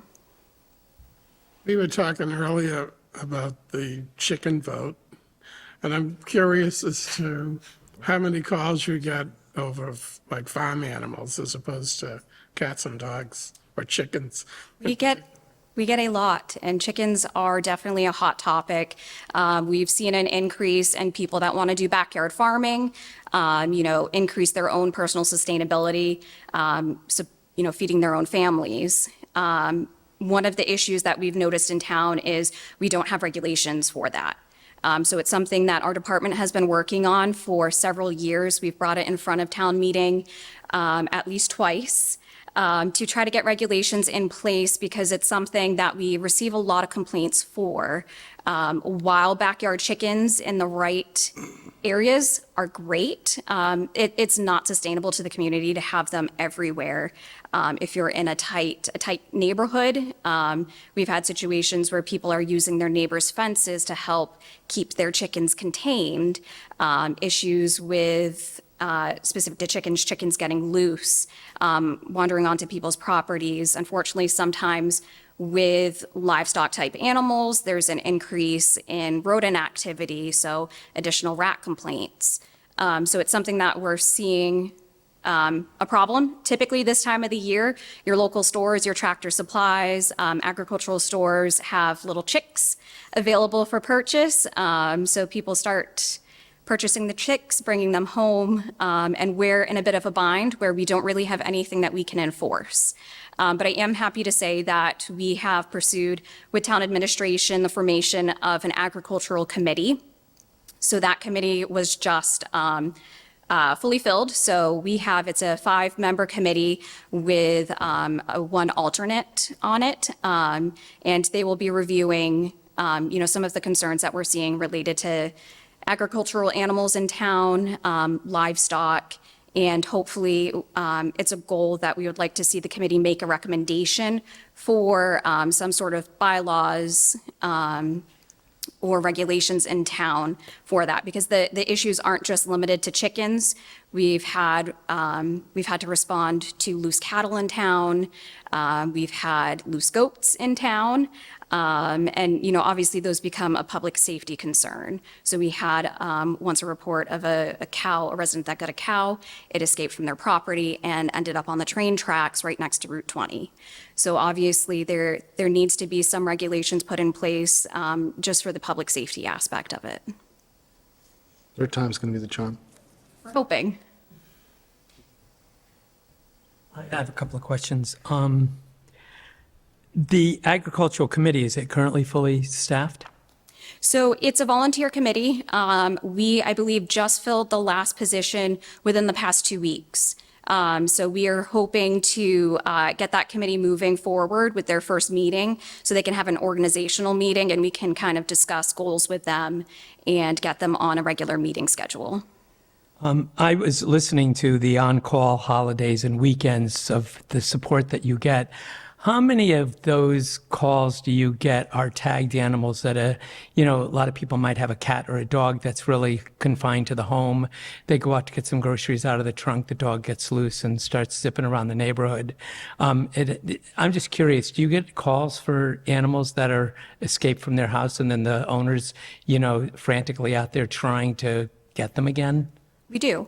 Yep, we get a wide variety of calls. A lot of times if people, if they have their dog licensed in town, the dog is wearing their tag, we're picking the animal up and we're not necessarily bringing it to the shelter. If the owner's, doing everything correct and we understand accidents happen and we can just pick the animal up, look them up in our system because we are in OpenGov for our dog licensing and get the dog back home without it physically needing to enter the shelter. We're more than happy to do that to expedite it, one for the department, but also, make things easier on the owners, easier on the animal. But you do get, you'd say, a good volume of calls that have the need for you to go and help rescue a pet that already belongs to a family. Yep, so we do have a slightly different response for dogs versus cats for calls because we do have restraint bylaws in town that require, owners to keep their dogs contained. We don't have containment laws for cats. So the response for cats is more situational because we don't have any regulations that say owners can't allow their cats outdoors. So if it's a healthy, friendly cat, we provide advisement when people call and we offer tips. We might go out and scan it for a microchip, but that doesn't always necessarily result in picking up the animal. It still results in a response from our department, but typically our cats if we're picking it up, have we, done the legwork already to see, is this animal owned in the community? That involves, we take pictures, we share it on the town's social media pages, again, scan it for a microchip. Sometimes we put temporary collars, like paper collars on the cats with little messages on them. If this is your cat, please contact our office. And we have actually found out cats are owned that way. They go home, their owners say, well, my cat came home with a message to call you. I'm not sure why. So then we provide some advisement to them. But usually if we're picking up a cat, we might know that it's already a stray in the area or it might be sick or injured and we have to seek medical attention for it. Great, thank you. Do cats require a license? Not in Auburn. So we don't do cat licensing in Auburn. They are required to have a rabies vaccine based on state law. There are some communities that do have cat licensing though, but Auburn's not one of them. I did have one other question, actually, since you brought it up. I meant to ask, why all of a sudden did the vaccination line go empty on your budget? Sure. So that was a multifunction line item that we've used. So we've used the vaccination as a rabies vaccination and management line item. So that we've used in the past for employee protection because we are at an increased risk as animal control officers to the rabies virus. We're handling animals that have an unknown vaccine status. We're handling wildlife. We're at a higher risk for animal bites, scratches, things like that. And we've also used the line item in the past to vaccinate animals that we've had for rabies or when we have to submit animals for rabies testing, because that is a portion of this, of the animal control division as well. So if there's a suspected rabies exposure with wildlife, we do have to submit that sample to the state for testing, which does incur a cost to the town. Understanding that the budget has gone up in other areas, we were trying to find a way to sustain the Sure, budget. but I want to make a motion to amend this budget because I think putting the safety of our animal control officer is at risk because she did comment that they do use this for care. I don't want a stray animal out there to bite one of our animal control officers and then end up with rabies. So I'd like to make a motion to amend this budget $500 to put something back in the vaccination line. I just think you have to have something there.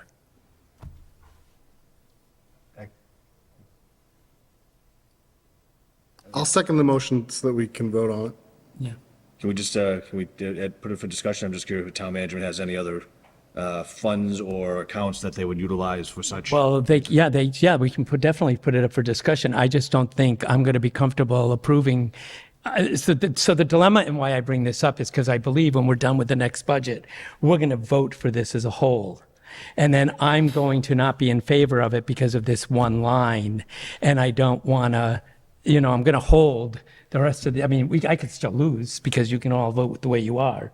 But I'm just saying that I don't think we're remiss in our responsibilities to allow somebody to take and get a hold of an animal who's got rabies, get bit, and save a few dollars when it's going to cost over $1,000 to treat that person. I'm glad I asked because I'm just sort of shocked that this line has been But vacated. You're not saying that people aren't getting the care they need. You're just saying you just moved the budget into. No, they're not vaccinating their animal control officers that go out to rescue these dogs. If I can answer the question. So we have explored in the past year other ways to try to provide vaccinations and routine, what's called a titer test to measure an employee's protection level if they've already had the vaccines. So there is some funding available through the human resources budget. But again, this line item has had a multifunction to it where we've used it for rabies testing. So not every exposure may result in needing treatment. Sometimes we can mitigate that by having the animal tested. So that's a situation where we might utilize that line item. Rabies vaccinations, I can tell you they are very expensive. They've recently changed the protocol for the vaccines, but to be considered fully protected, it is a series of 3 vaccines. Exactly, yeah. So the first vaccine is given, another vaccine is given within a month, and then another vaccine booster is given within a year. Individually, those vaccines are about $412 per vaccine, and that's only a preventative. If there was an exposure, so if somebody was bitten by confirmed rabid animal and they have already had the what's called a prophylaxis series, they still need to receive treatment. So they would still need additional rabies vaccines. But again, there are I don't want to misguide you. There is other funding available through the Human Resources Department for employee health-related items, but Then that sets better with me. I needed a more concrete answer, which you didn't provide when you were just going over the material and I saw it blank. So again, I just want I want to be responsible to the employees of the town. And I just didn't want it to appear while it was before us with no knowledge of it, to just have a vaccination line go empty and then have us be remiss in thinking we were being negligent towards the care of our employees. But if you've got other resources such as HR, then I'll withdraw my amendment. Karen, can you just confirm that any town employee that was in need of a vaccination due to an animal bite, whether a DPW, a police fire, or an animal control officer would be? Oh, absolutely, we would definitely take care of that. And, as you've seen through some of the past, too, there are some years where we haven't spent anything and some Well, yeah, years I was where we wrestling have. with it. That's why I brought up the question. I was trying to understand it. And to take something like a vaccination line, and I know, again, we have to be careful. We have like 46 spaces for letters. But once she had said that there was a risk to the, because my ears are popped wide open, it's budget season. So once they said that there was risk to an employee, I just wanted to make sure that we weren't being negligent in our view and oversight of the budget. That's all. No, we would never let anything go by that needed to be done. I'm not saying you would. We would find a Right. way to make sure that everyone was kept safe and. And the fact that it's been acknowledged as a shared line, I just want to And like she stated a little while ago, there are resources available from Human Resources. There's other ways to take care of this. So, I'm going to withdraw my amendment. But as it stood earlier in the presentation, I was very uncomfortable thinking that, this could have just been an oversight. And there have been approved budgets with oversights. So that's really why I brought it up, just to be thorough. Yeah, it was a safety issue you were Yeah. thinking of. Yeah, makes sense. If I may.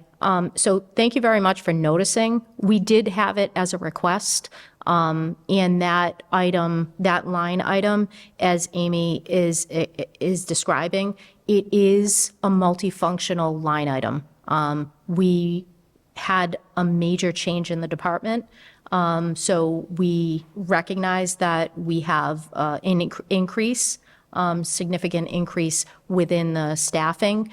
So we worked with town administration, and they said, is there any way that, we can maybe take a look at that line item? So HR was able to take on the vaccination responsibilities for our staff.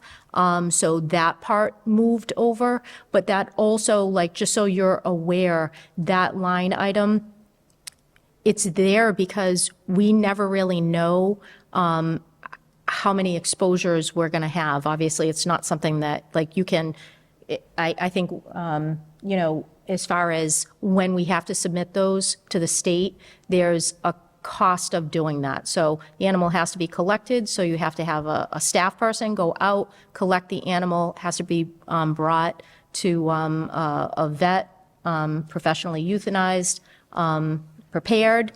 Yeah, and so that all incurs, like, every one of those pieces incurs a cost.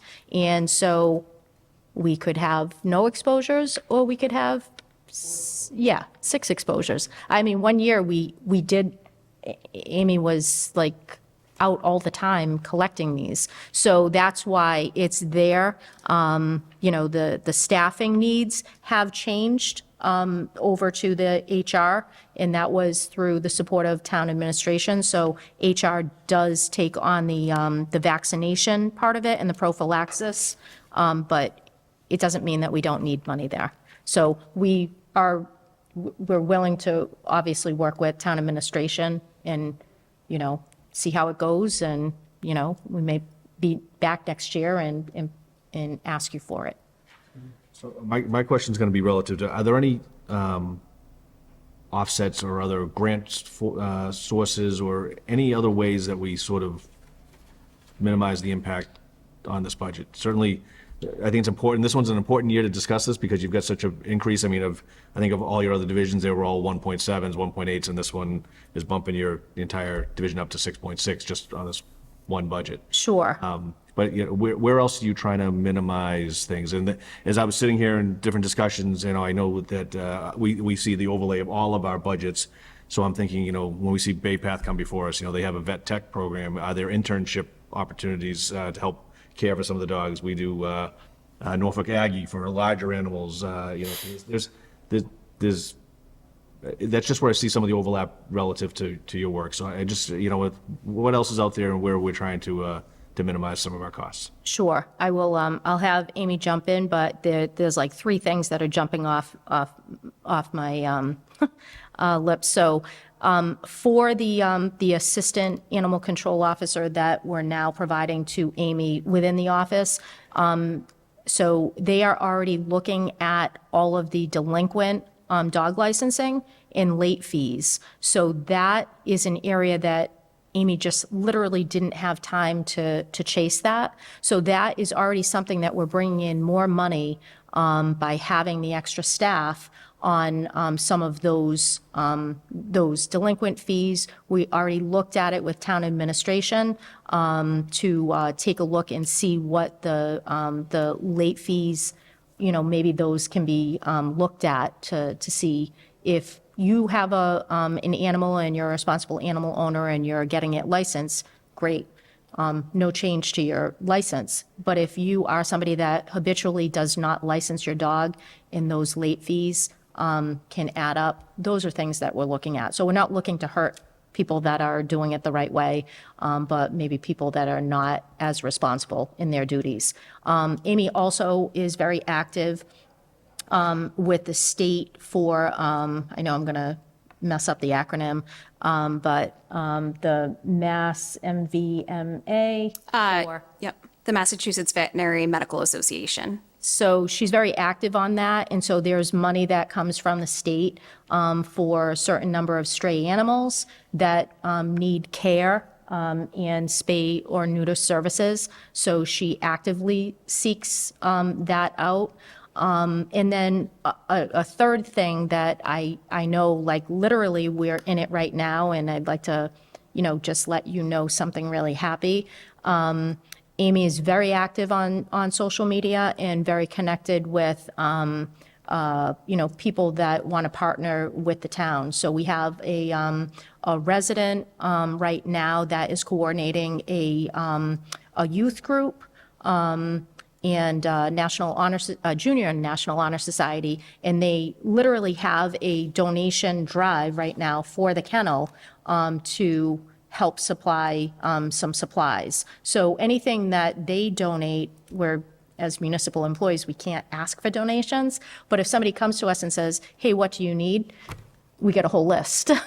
So they're working on a list that Amy had provided. So any donations that we get in, we don't have to take out of these line items. So those are just like some immediate things that I can tell you that we're actively always, trying to, look for ways to reduce that. Am I missing? Yeah, if I can just add to that. So we're always looking for different ways and unique opportunities to offset the costs. So like Darlene mentioned, there is funding available through, it's essentially the Veterinarian Association in the state. We utilize 100% of the funds that they make available to us every year. There's also programs through the state to help provide some medical costs to animals that we have in the shelter. Unfortunately, sometimes though it is state money, so sometimes there may be a delay in the time frame that we're able to get that funding. We've looked into opportunities for, do we have any volunteer opportunities in the shelter? You mentioned some of the high school programs. It's a bit of a unique situation at the shelter because there is an increased liability having other people come into the facility. The animals that we have in there, some of them may just be regular cats and dogs from somebody's household, but we're also holding dangerous animals related to court cases or dangerous dog hearings.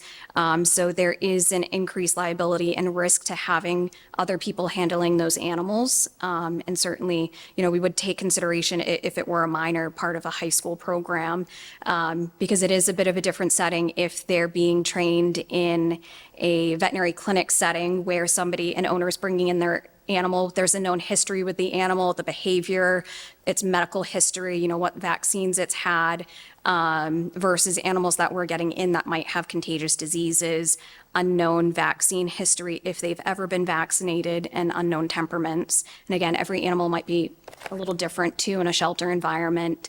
The budget that we have proposed, based on the number of annual animal intakes, we're looking at about $27 per animal that we would be using in this budget towards the animals that we're taking in. But like I said, we do try to be as self-sustainable as possible with the revolving account and try to work within the budget if things get tight towards the end of the year to make some requests to transfer and move money around to be able to support all of the animals, because none of the animals are ever suffering down there.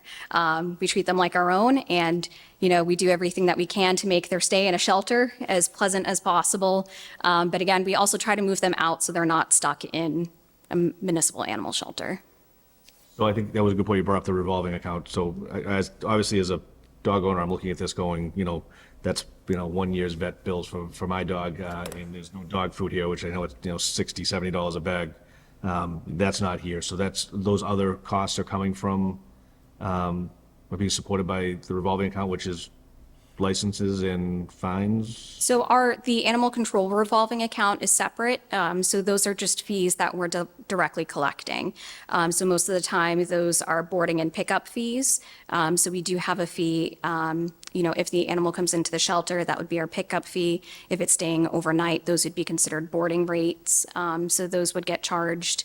If we're adopting animals out, we do have a relatively low adoption fee compared to other organizations, but that's money that would get deposited into the revolving account and then be used to help support the shelter, either the animals directly or the facility, because again, it's an entire facility that we're supporting as well that has its own additional costs. Heating, hot water tanks that unfortunately in Auburn we have to replace a little frequently. We've been able to make major upgrades to the kennel without asking for too much money beyond what we've had in our revolving accounts and in the budget, replacing all of the kennels, replacing any rusty equipment that could be a danger to the animals or staff. We have a plan for redoing our outdoor kennels and the patio area for the spring that we're very excited about. So we have been able to make a lot of improvements and progress for animal control with what we're allotted. I think my last comment is going to be, you mentioned unfortunately earlier, animal cruelty, criminal cases. Do we seek restitution? Do we provide any documentation to the police departments relative to, for when these people go to court, that they're making some sort of restitution to the costs that the town's incurred? We do. So we certainly always advocate for the town to try to recoup some of the costs that are associated with the animal cruelty cases and holding animals long-term. Unfortunately, it's that does end up in the court's discretion, whether or not we're allotted restitution. There are other processes that we take during animal cruelty cases to secure what would be considered a bond petition for the animals, a bond for security, where we do ask the courts to make the owner responsible for the fees associated with holding the animal. And then if the court is in favor of that and we're granted the bond, the owners have a certain amount of time to pay those associated costs. If they're unable to, then the animals would be forfeited to the ownership of the town and we could move forward with them. But unfortunately, a lot of those end up at the discretion of the court system. So we do work with our police department, town council to try to recoup those costs, but a lot of times we're not getting those costs back. And we do also have a animal donation account separate from the revolving account. So, sometimes we're very fortunate to have people donate directly to that. So we, over the past several years, we've tried to put things in place where if people want to help, they can. But typically the dog license fees and the late fees those go into the general fund. So we feel like having somebody to help support animal control, grab those late fees for people that are not licensing, that's time well spent. Thank you. Is that something we should suggest, that the licensing fees actually go into the revolving fund? Is that something we should recommend to? So if I can just comment on that. So animal control doesn't collect the licensing fees. Those fees are collected by the town clerk's office. I do believe in the past, a portion of the fees that have been collected have been allocated to animal control to help support the functions of the division, but it's not a fee that we're directly collecting. You also mentioned that sometimes you have to euthanize. Is that basically paid with outside money, or is that somewhere in this budget somewhere? So if in the circumstances where we have to provide any sort of medical care to the animal, we're doing that within our own budget. So either within the budget in front of you or through the revolving account. I can tell you we don't euthanize animals frequently. We do everything that we can to prevent a situation like that. But again, we have animals for all different reasons. So some of them may be in a medical state that we've tried to work with a veterinarian to to get them to a healthy point again, but it might not be a possibility. We might be picking up severely injured animals that it might be in the animal's best interest to humanely euthanize them. Or again, sometimes we do have animals that would be considered a public safety risk due to bite histories and aggression issues, where we might have to make decisions like that. But again, it would be considered a medical cost that we would support through either the budget or the revolving account. How does a deer strike get handled? Sure. So it depends on the situation. Sometimes the deer is able to get up and leave on its own. There are actually reports of three-legged deers that have survived. But a lot of times a deer strike is a fatality. That's typically handled through the police department, where the animal has to be euthanized on the scene. There's actually a whole process, legal process by which do they have to be tagged and within so many hours, and there is a whole process for that. We hit one night, so I'm pretty sure that's what happened when I left, but, the state police showed up, so. Any additional questions on animal control? Okay. Thank you for Amy, great job. doing that. Sure. Thank you, everyone, for your time. So the other two that fall under you, they're under a Separate different? budgets. They're separate budgets, so I think we'll take, Motion to recommend the town manager's Department of Developmental and Inspectional Services budget. Second. okay, we have a motion and a second to take the town manager's recommendation of $887,253 for DPS. All in favor? Aye. Thank you so much. Move on to zoning board of appeals, 176. Thank you. So Zoning Board of Appeals is a regulatory board, and they are comprised of residents in the community, and they hear appeals from the decisions made by the zoning enforcement officer. And they are also, they hear applications for special permits or variances. One of their big roles that you may have heard is a comprehensive permit that is issued for 40B projects. So with the past year, there has been a heavy responsibility on the board for that. And with that also comes a lot of legal issues that come up from at least from what we've had many 40B projects before. Mary D and JB are, some examples of like school reuse buildings. Those were fairly straightforward. We have Albert Street.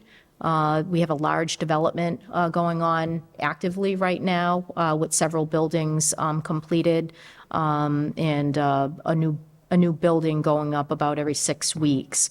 But currently before us, we have one active and one application that just came in, and various others in process. So the Board of Appeals, we provide administrative support. And one thing that I can tell you, this portion, you really only have very minimal. This is 1/4 of for the salary support for the land use coordinator. One nice thing that I'd like to just let you know about is we were able to get a state grant, actually maybe January. Adam and I were able to speak with the state, and they were able to provide a consultant for $15,000, I believe it is, to provide assistance, and it's literally a 40B expert, so expert consultant to provide support to the Board of Appeals and actually administrative support to us to help us through that process. So that's something that's new and really just timely in the past 3 months. So I'm happy to answer any questions. That's from the state, That's from the state. Yep. that kind of blows up the unfunded mandate complaint that Yeah, I mean, it's Massachusetts, it's another acronym, Mass Housing Partnership, I think it is.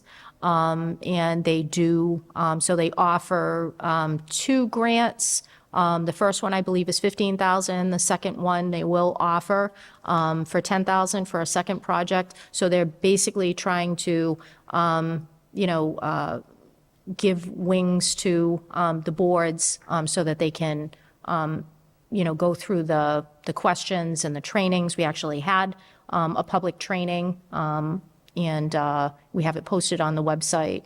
And it's helping the town to figure out how to handle 40Bs and all the issues that come with them, how to deal with those. And honestly, she's wonderful. She's been very available for our office. She's helping prepare the decision.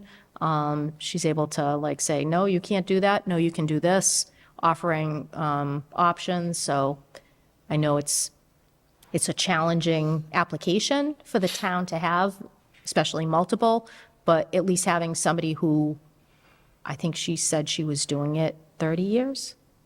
Some crazy amount, like 20, 30 years she's been doing it. So it was kind of like it just. I didn't know it was that old. Yeah, she's been providing advisement, so she's a professional consultant. So we're fortunate to have her. Any questions on Board of Appeals? Motion to recommend? Second. Motion and a second to recommend the town manager's recommendation of $15,800. All in favor? Aye. Aye. And final one for tonight, solid waste and recycling, 433. All right, so one of my favorite budgets.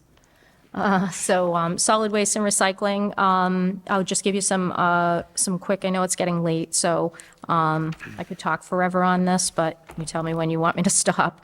So we have about 5,200 customers on the solid waste and recycling municipal program. The program we're very proud of. It's very competitive. If you were to go out to the private sector, we offer awesome service. It's literally curbside service. They're in carts, so it's contained, so it looks visually nice from the curbside. Weekly pickup for trash, and bi-weekly for recycling. We have our solid waste and recycling coordinator does literally canvas the town for we have 6 different routes, and so she'll go around. She's not flipping open the lids, but if there's anything that is jumping out of the lids, I actually very close. I was coming into town one day, and we had somebody that had all sorts of fluorescent light bulbs out of the. Sticking out of the top? Yes, yep, that would be something that, okay, we definitely don't want to put somebody in harm's way, especially, the person putting them in or the driver picking them up. Our coordinator will provide advisement, and also when she notices somebody's cart may be broken, she'll get new carts for them. We have curbside yard waste collection in both the spring and the fall. We have licensing of haulers in town, so we actually license anybody that goes through town. It's an old term word, a fall. So it's basically anything like trash, septic, grease, anybody that's driving through town with something like offensive. So we actually license them. We do annual licensing and inspections of them. Several years ago, we put into place donation bin regulations. So you'll see donation bins around town. We're very proud of those. We encourage people to use them as long as they're maintained and permitted properly. We really want people to use them. If you put clothing, books, shoes, small housewares in those bins, it stays out of the trash. Because when people have like a broken coffee maker, they're like, what do I do with this? And throw it in the trash. It's no good for us. It adds to the tonnage. It's not appropriate. Sometimes the driver will say, no, you can't, you can't get rid of that. So we encourage people to use those donation bins. Several years ago, we had problems, which is why we had to kind of put the regulations in place. We had people doing illegal dumping. I'm sure you've seen certain areas of town, and we got rid of those problem bins. So the bins that we have out, we maintain, and we try to establish good relationships with those people. We want their business. It helps us on the tonnage side. We have several programs that the coordinator oversees. So she helps with string light disposal and recycling. We have the Mercury shed. I don't know if you've driven around the back. We have a shed literally at the end of the building. We collect mercury bulbs, mercury batteries, lithium batteries.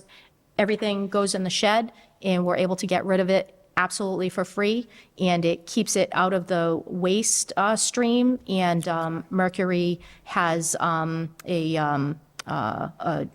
health component to it that we don't want people ingesting that. The dust from that, it can be dangerous. So we have a really successful program on that, and doesn't cost anything.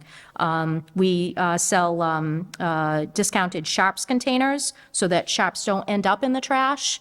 So we have Sharps containers that are discounted. We have the med drop box at the police station. So if you have expired meds, you can get rid of those for free, clear them out of your house, and that program is unbelievable. We have to empty that usually about monthly, every 4 to 5 weeks. The thing is completely full. Again, that doesn't cost us anything. NEDT in Sutton is a year-round option for people to get rid of hazardous waste.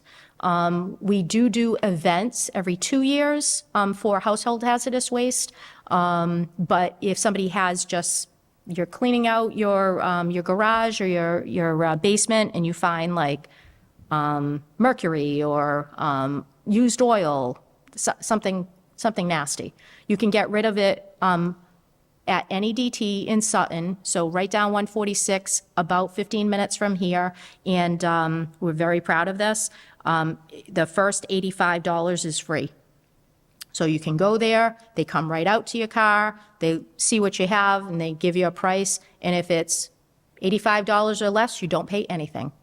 If it's more than that, then they take the $85 off. So that's really exciting. We put that into place a couple years ago, and that's paid with grant money, no taxpayer dollars.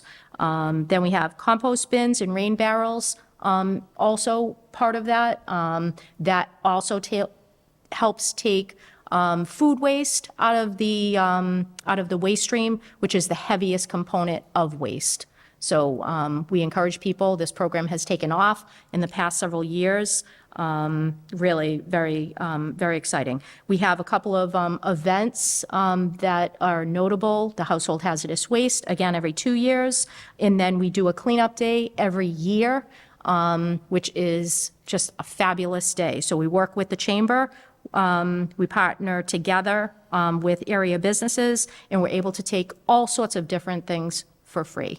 And people come out, clean up the litter in town, and then we have a partnership with some waste haulers in town. So Casella is going to donate some of their services to help take certain items. So metal, mattresses, we've got mercury, batteries, sneakers. We've got all sorts of things. It's very exciting. She coordinates those events, and then we also get a recycling dividends rewards program. We got a little over $15,000 for things that we do, like these sort of things. So it's just like a highlight of some of the things that we do in solid waste and recycling. For the budget, This is pretty straightforward. There's really not much to the budget as far as the breakdown. So we have salary for the coordinator. We have a part-time clerk in our department that we share with the finance department. And then we actually have the heavy lift is the collection and disposal costs. So that's going to be for the municipal program. The hauler actually picks up the trash, recycling, and then yard waste. And so those are hauling costs. And then they will transport from our community. Recycling goes to Hardscrabble Road, and trash goes to Worcester. It's called Wind Waste now, but you probably remember it as Wheelabrator. So it's right on Route 20. So we are very fortunate. We're very close by to that. A lot of towns pay a lot more than us because they have to bring it a further distance. There's about a 3% increase in these numbers that you see. And the only thing that I would caution is the uncertainty that's just in the world right now with everything happening. Diesel and fuel cost, we are doing our best to try to plan for that, but that's the only area that I can't tell you that I feel completely comfortable, but I don't know how you'd feel comfortable budgeting for that because it's unknown what's going to happen. So diesel and fuel costs is the only thing that I would say is going to be a possible thing that we may have to look at once we're in the budget. Patrick? You ended with the couple of the questions I had. Given the diesel and fuel costs, are these fixed in contract amounts over a fixed period of time, or are they variable annual rates? Yes. Because we have a fixed number, we have 5,200 citizens that are using it. Yes. So for the contract, the way the contract is set up, it is a minimum of 4% or the year-over-year change in the Consumer Price Index, CPI, another acronym. So there's some cost that are out as far as what CPI is. And so those are determined once CPI is determined. So actually, it's typically in around this time of year, March or April, that the CPI is determined for, I know, some of these numbers. So it's a little ironic. You're doing a budget before you actually know what the CPI is. But in past years, we have budgeted and we have been okay. So these numbers are, I am being conservative. And I did, talk them out with, our CFO and our previous town manager, Ed. And he felt that we were in the right ballpark. But obviously, nobody has a crystal ball on what's happening in the world. So I just want to caution that might be a fluctuating cost. The disposal cost is relative to the weight anyway, which would fluctuate. Yeah, so great question. So we have about 4,600 to 4,700 tons per year that we dispose of, and it's a cost per ton. So that also, we are looking at an increase. Again, that goes to CPI. So like conservatively, we went up about 3%. That has been really kind of where it's been in the past year. Where does the, Did you have I thought you had a hand up at some point. Oh, sorry, no, I was doing some math. I did have additional question. Unrelated to the budget, but within the budget, there's the word recycling appears. I know I'm going to open up a can of worms, but I'm still going to do it. Recycling appears on the very first line as a title, but nowhere else does the cost. So the recycling cost of the collection is part of the solid waste collection, and then the recycling disposal is part of the cost of the disposal. So the recycling is included in there. It is. Yep, great question. So that is part, I'm sorry, under the solid waste collection. Right. That falls under, that's a portion under the contract that we have that Casella takes the recycling, they transport it to Hardscrabble Road, and then there's a processing cost according to, it's like a formula, according to what the market rates are, and that fluctuates also monthly.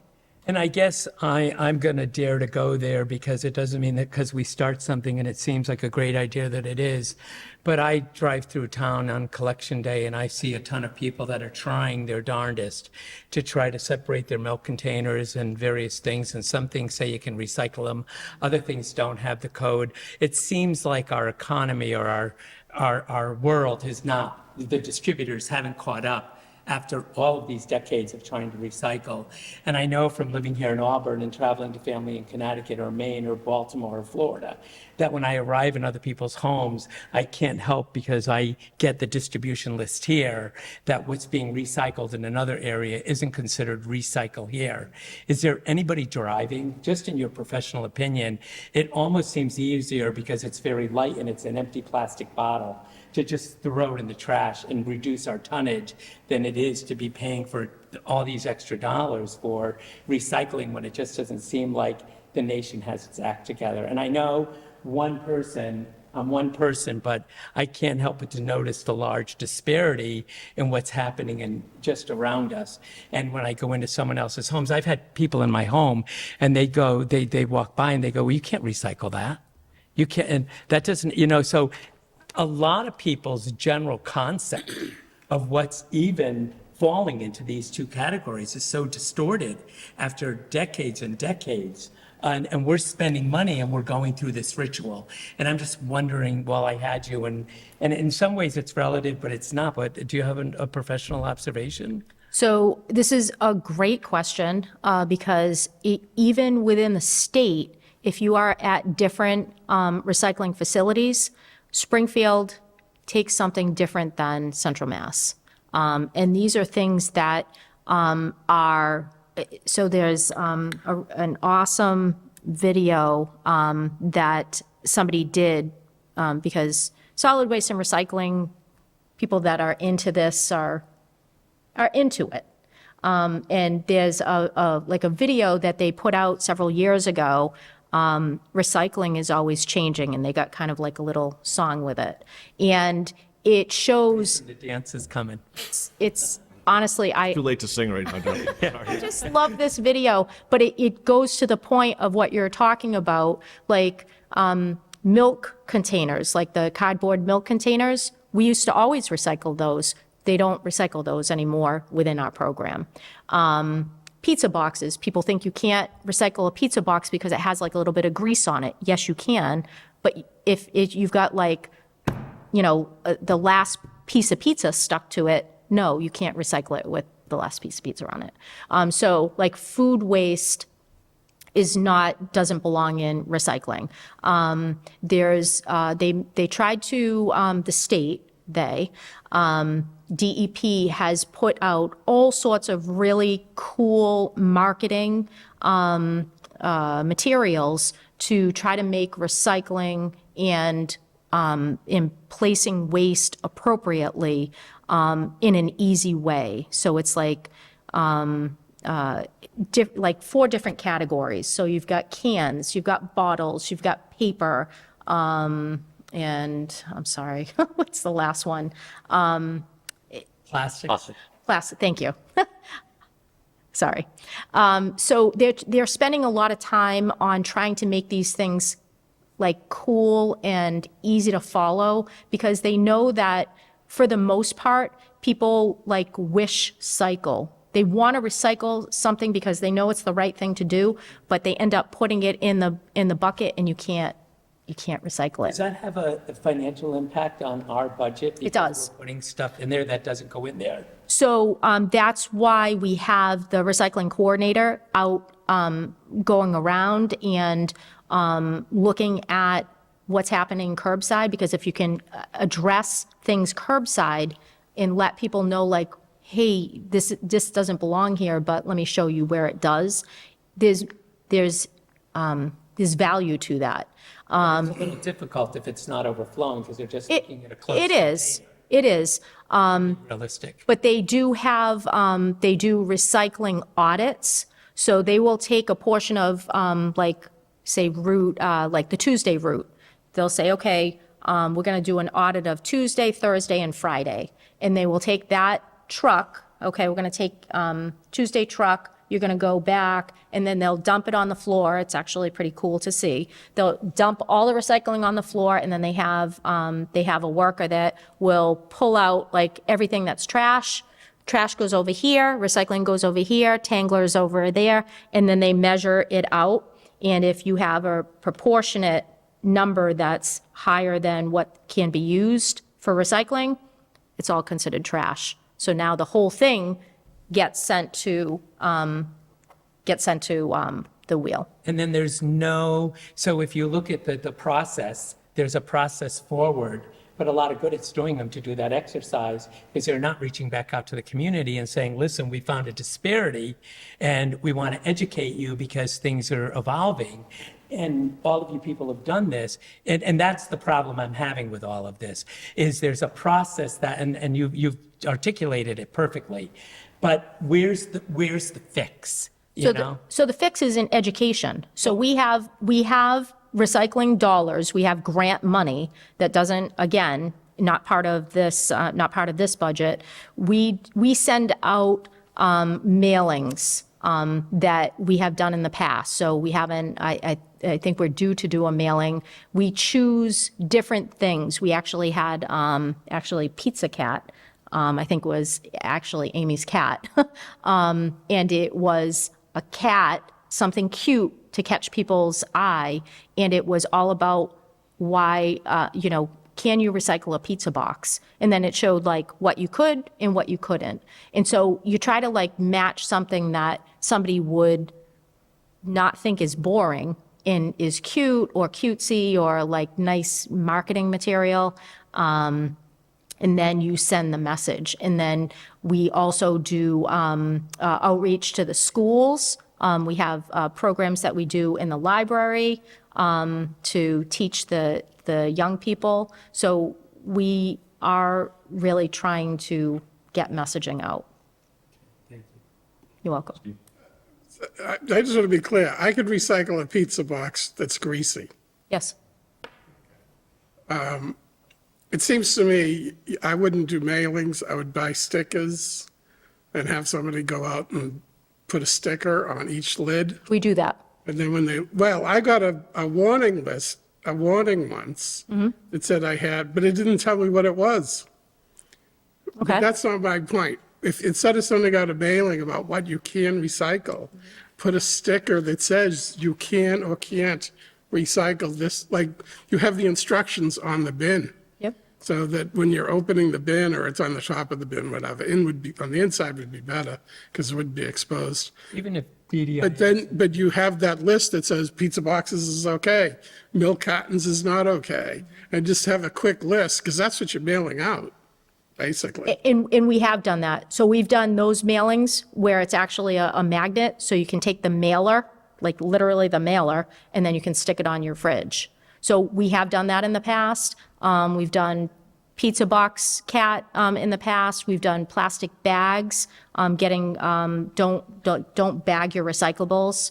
Keep it loose, keep it free, like something cute, again, to catch people's eye on the wording. So those are things, the mailings we feel does help. We've also put messages on the back of your bill. It's like minimal cost, like $350.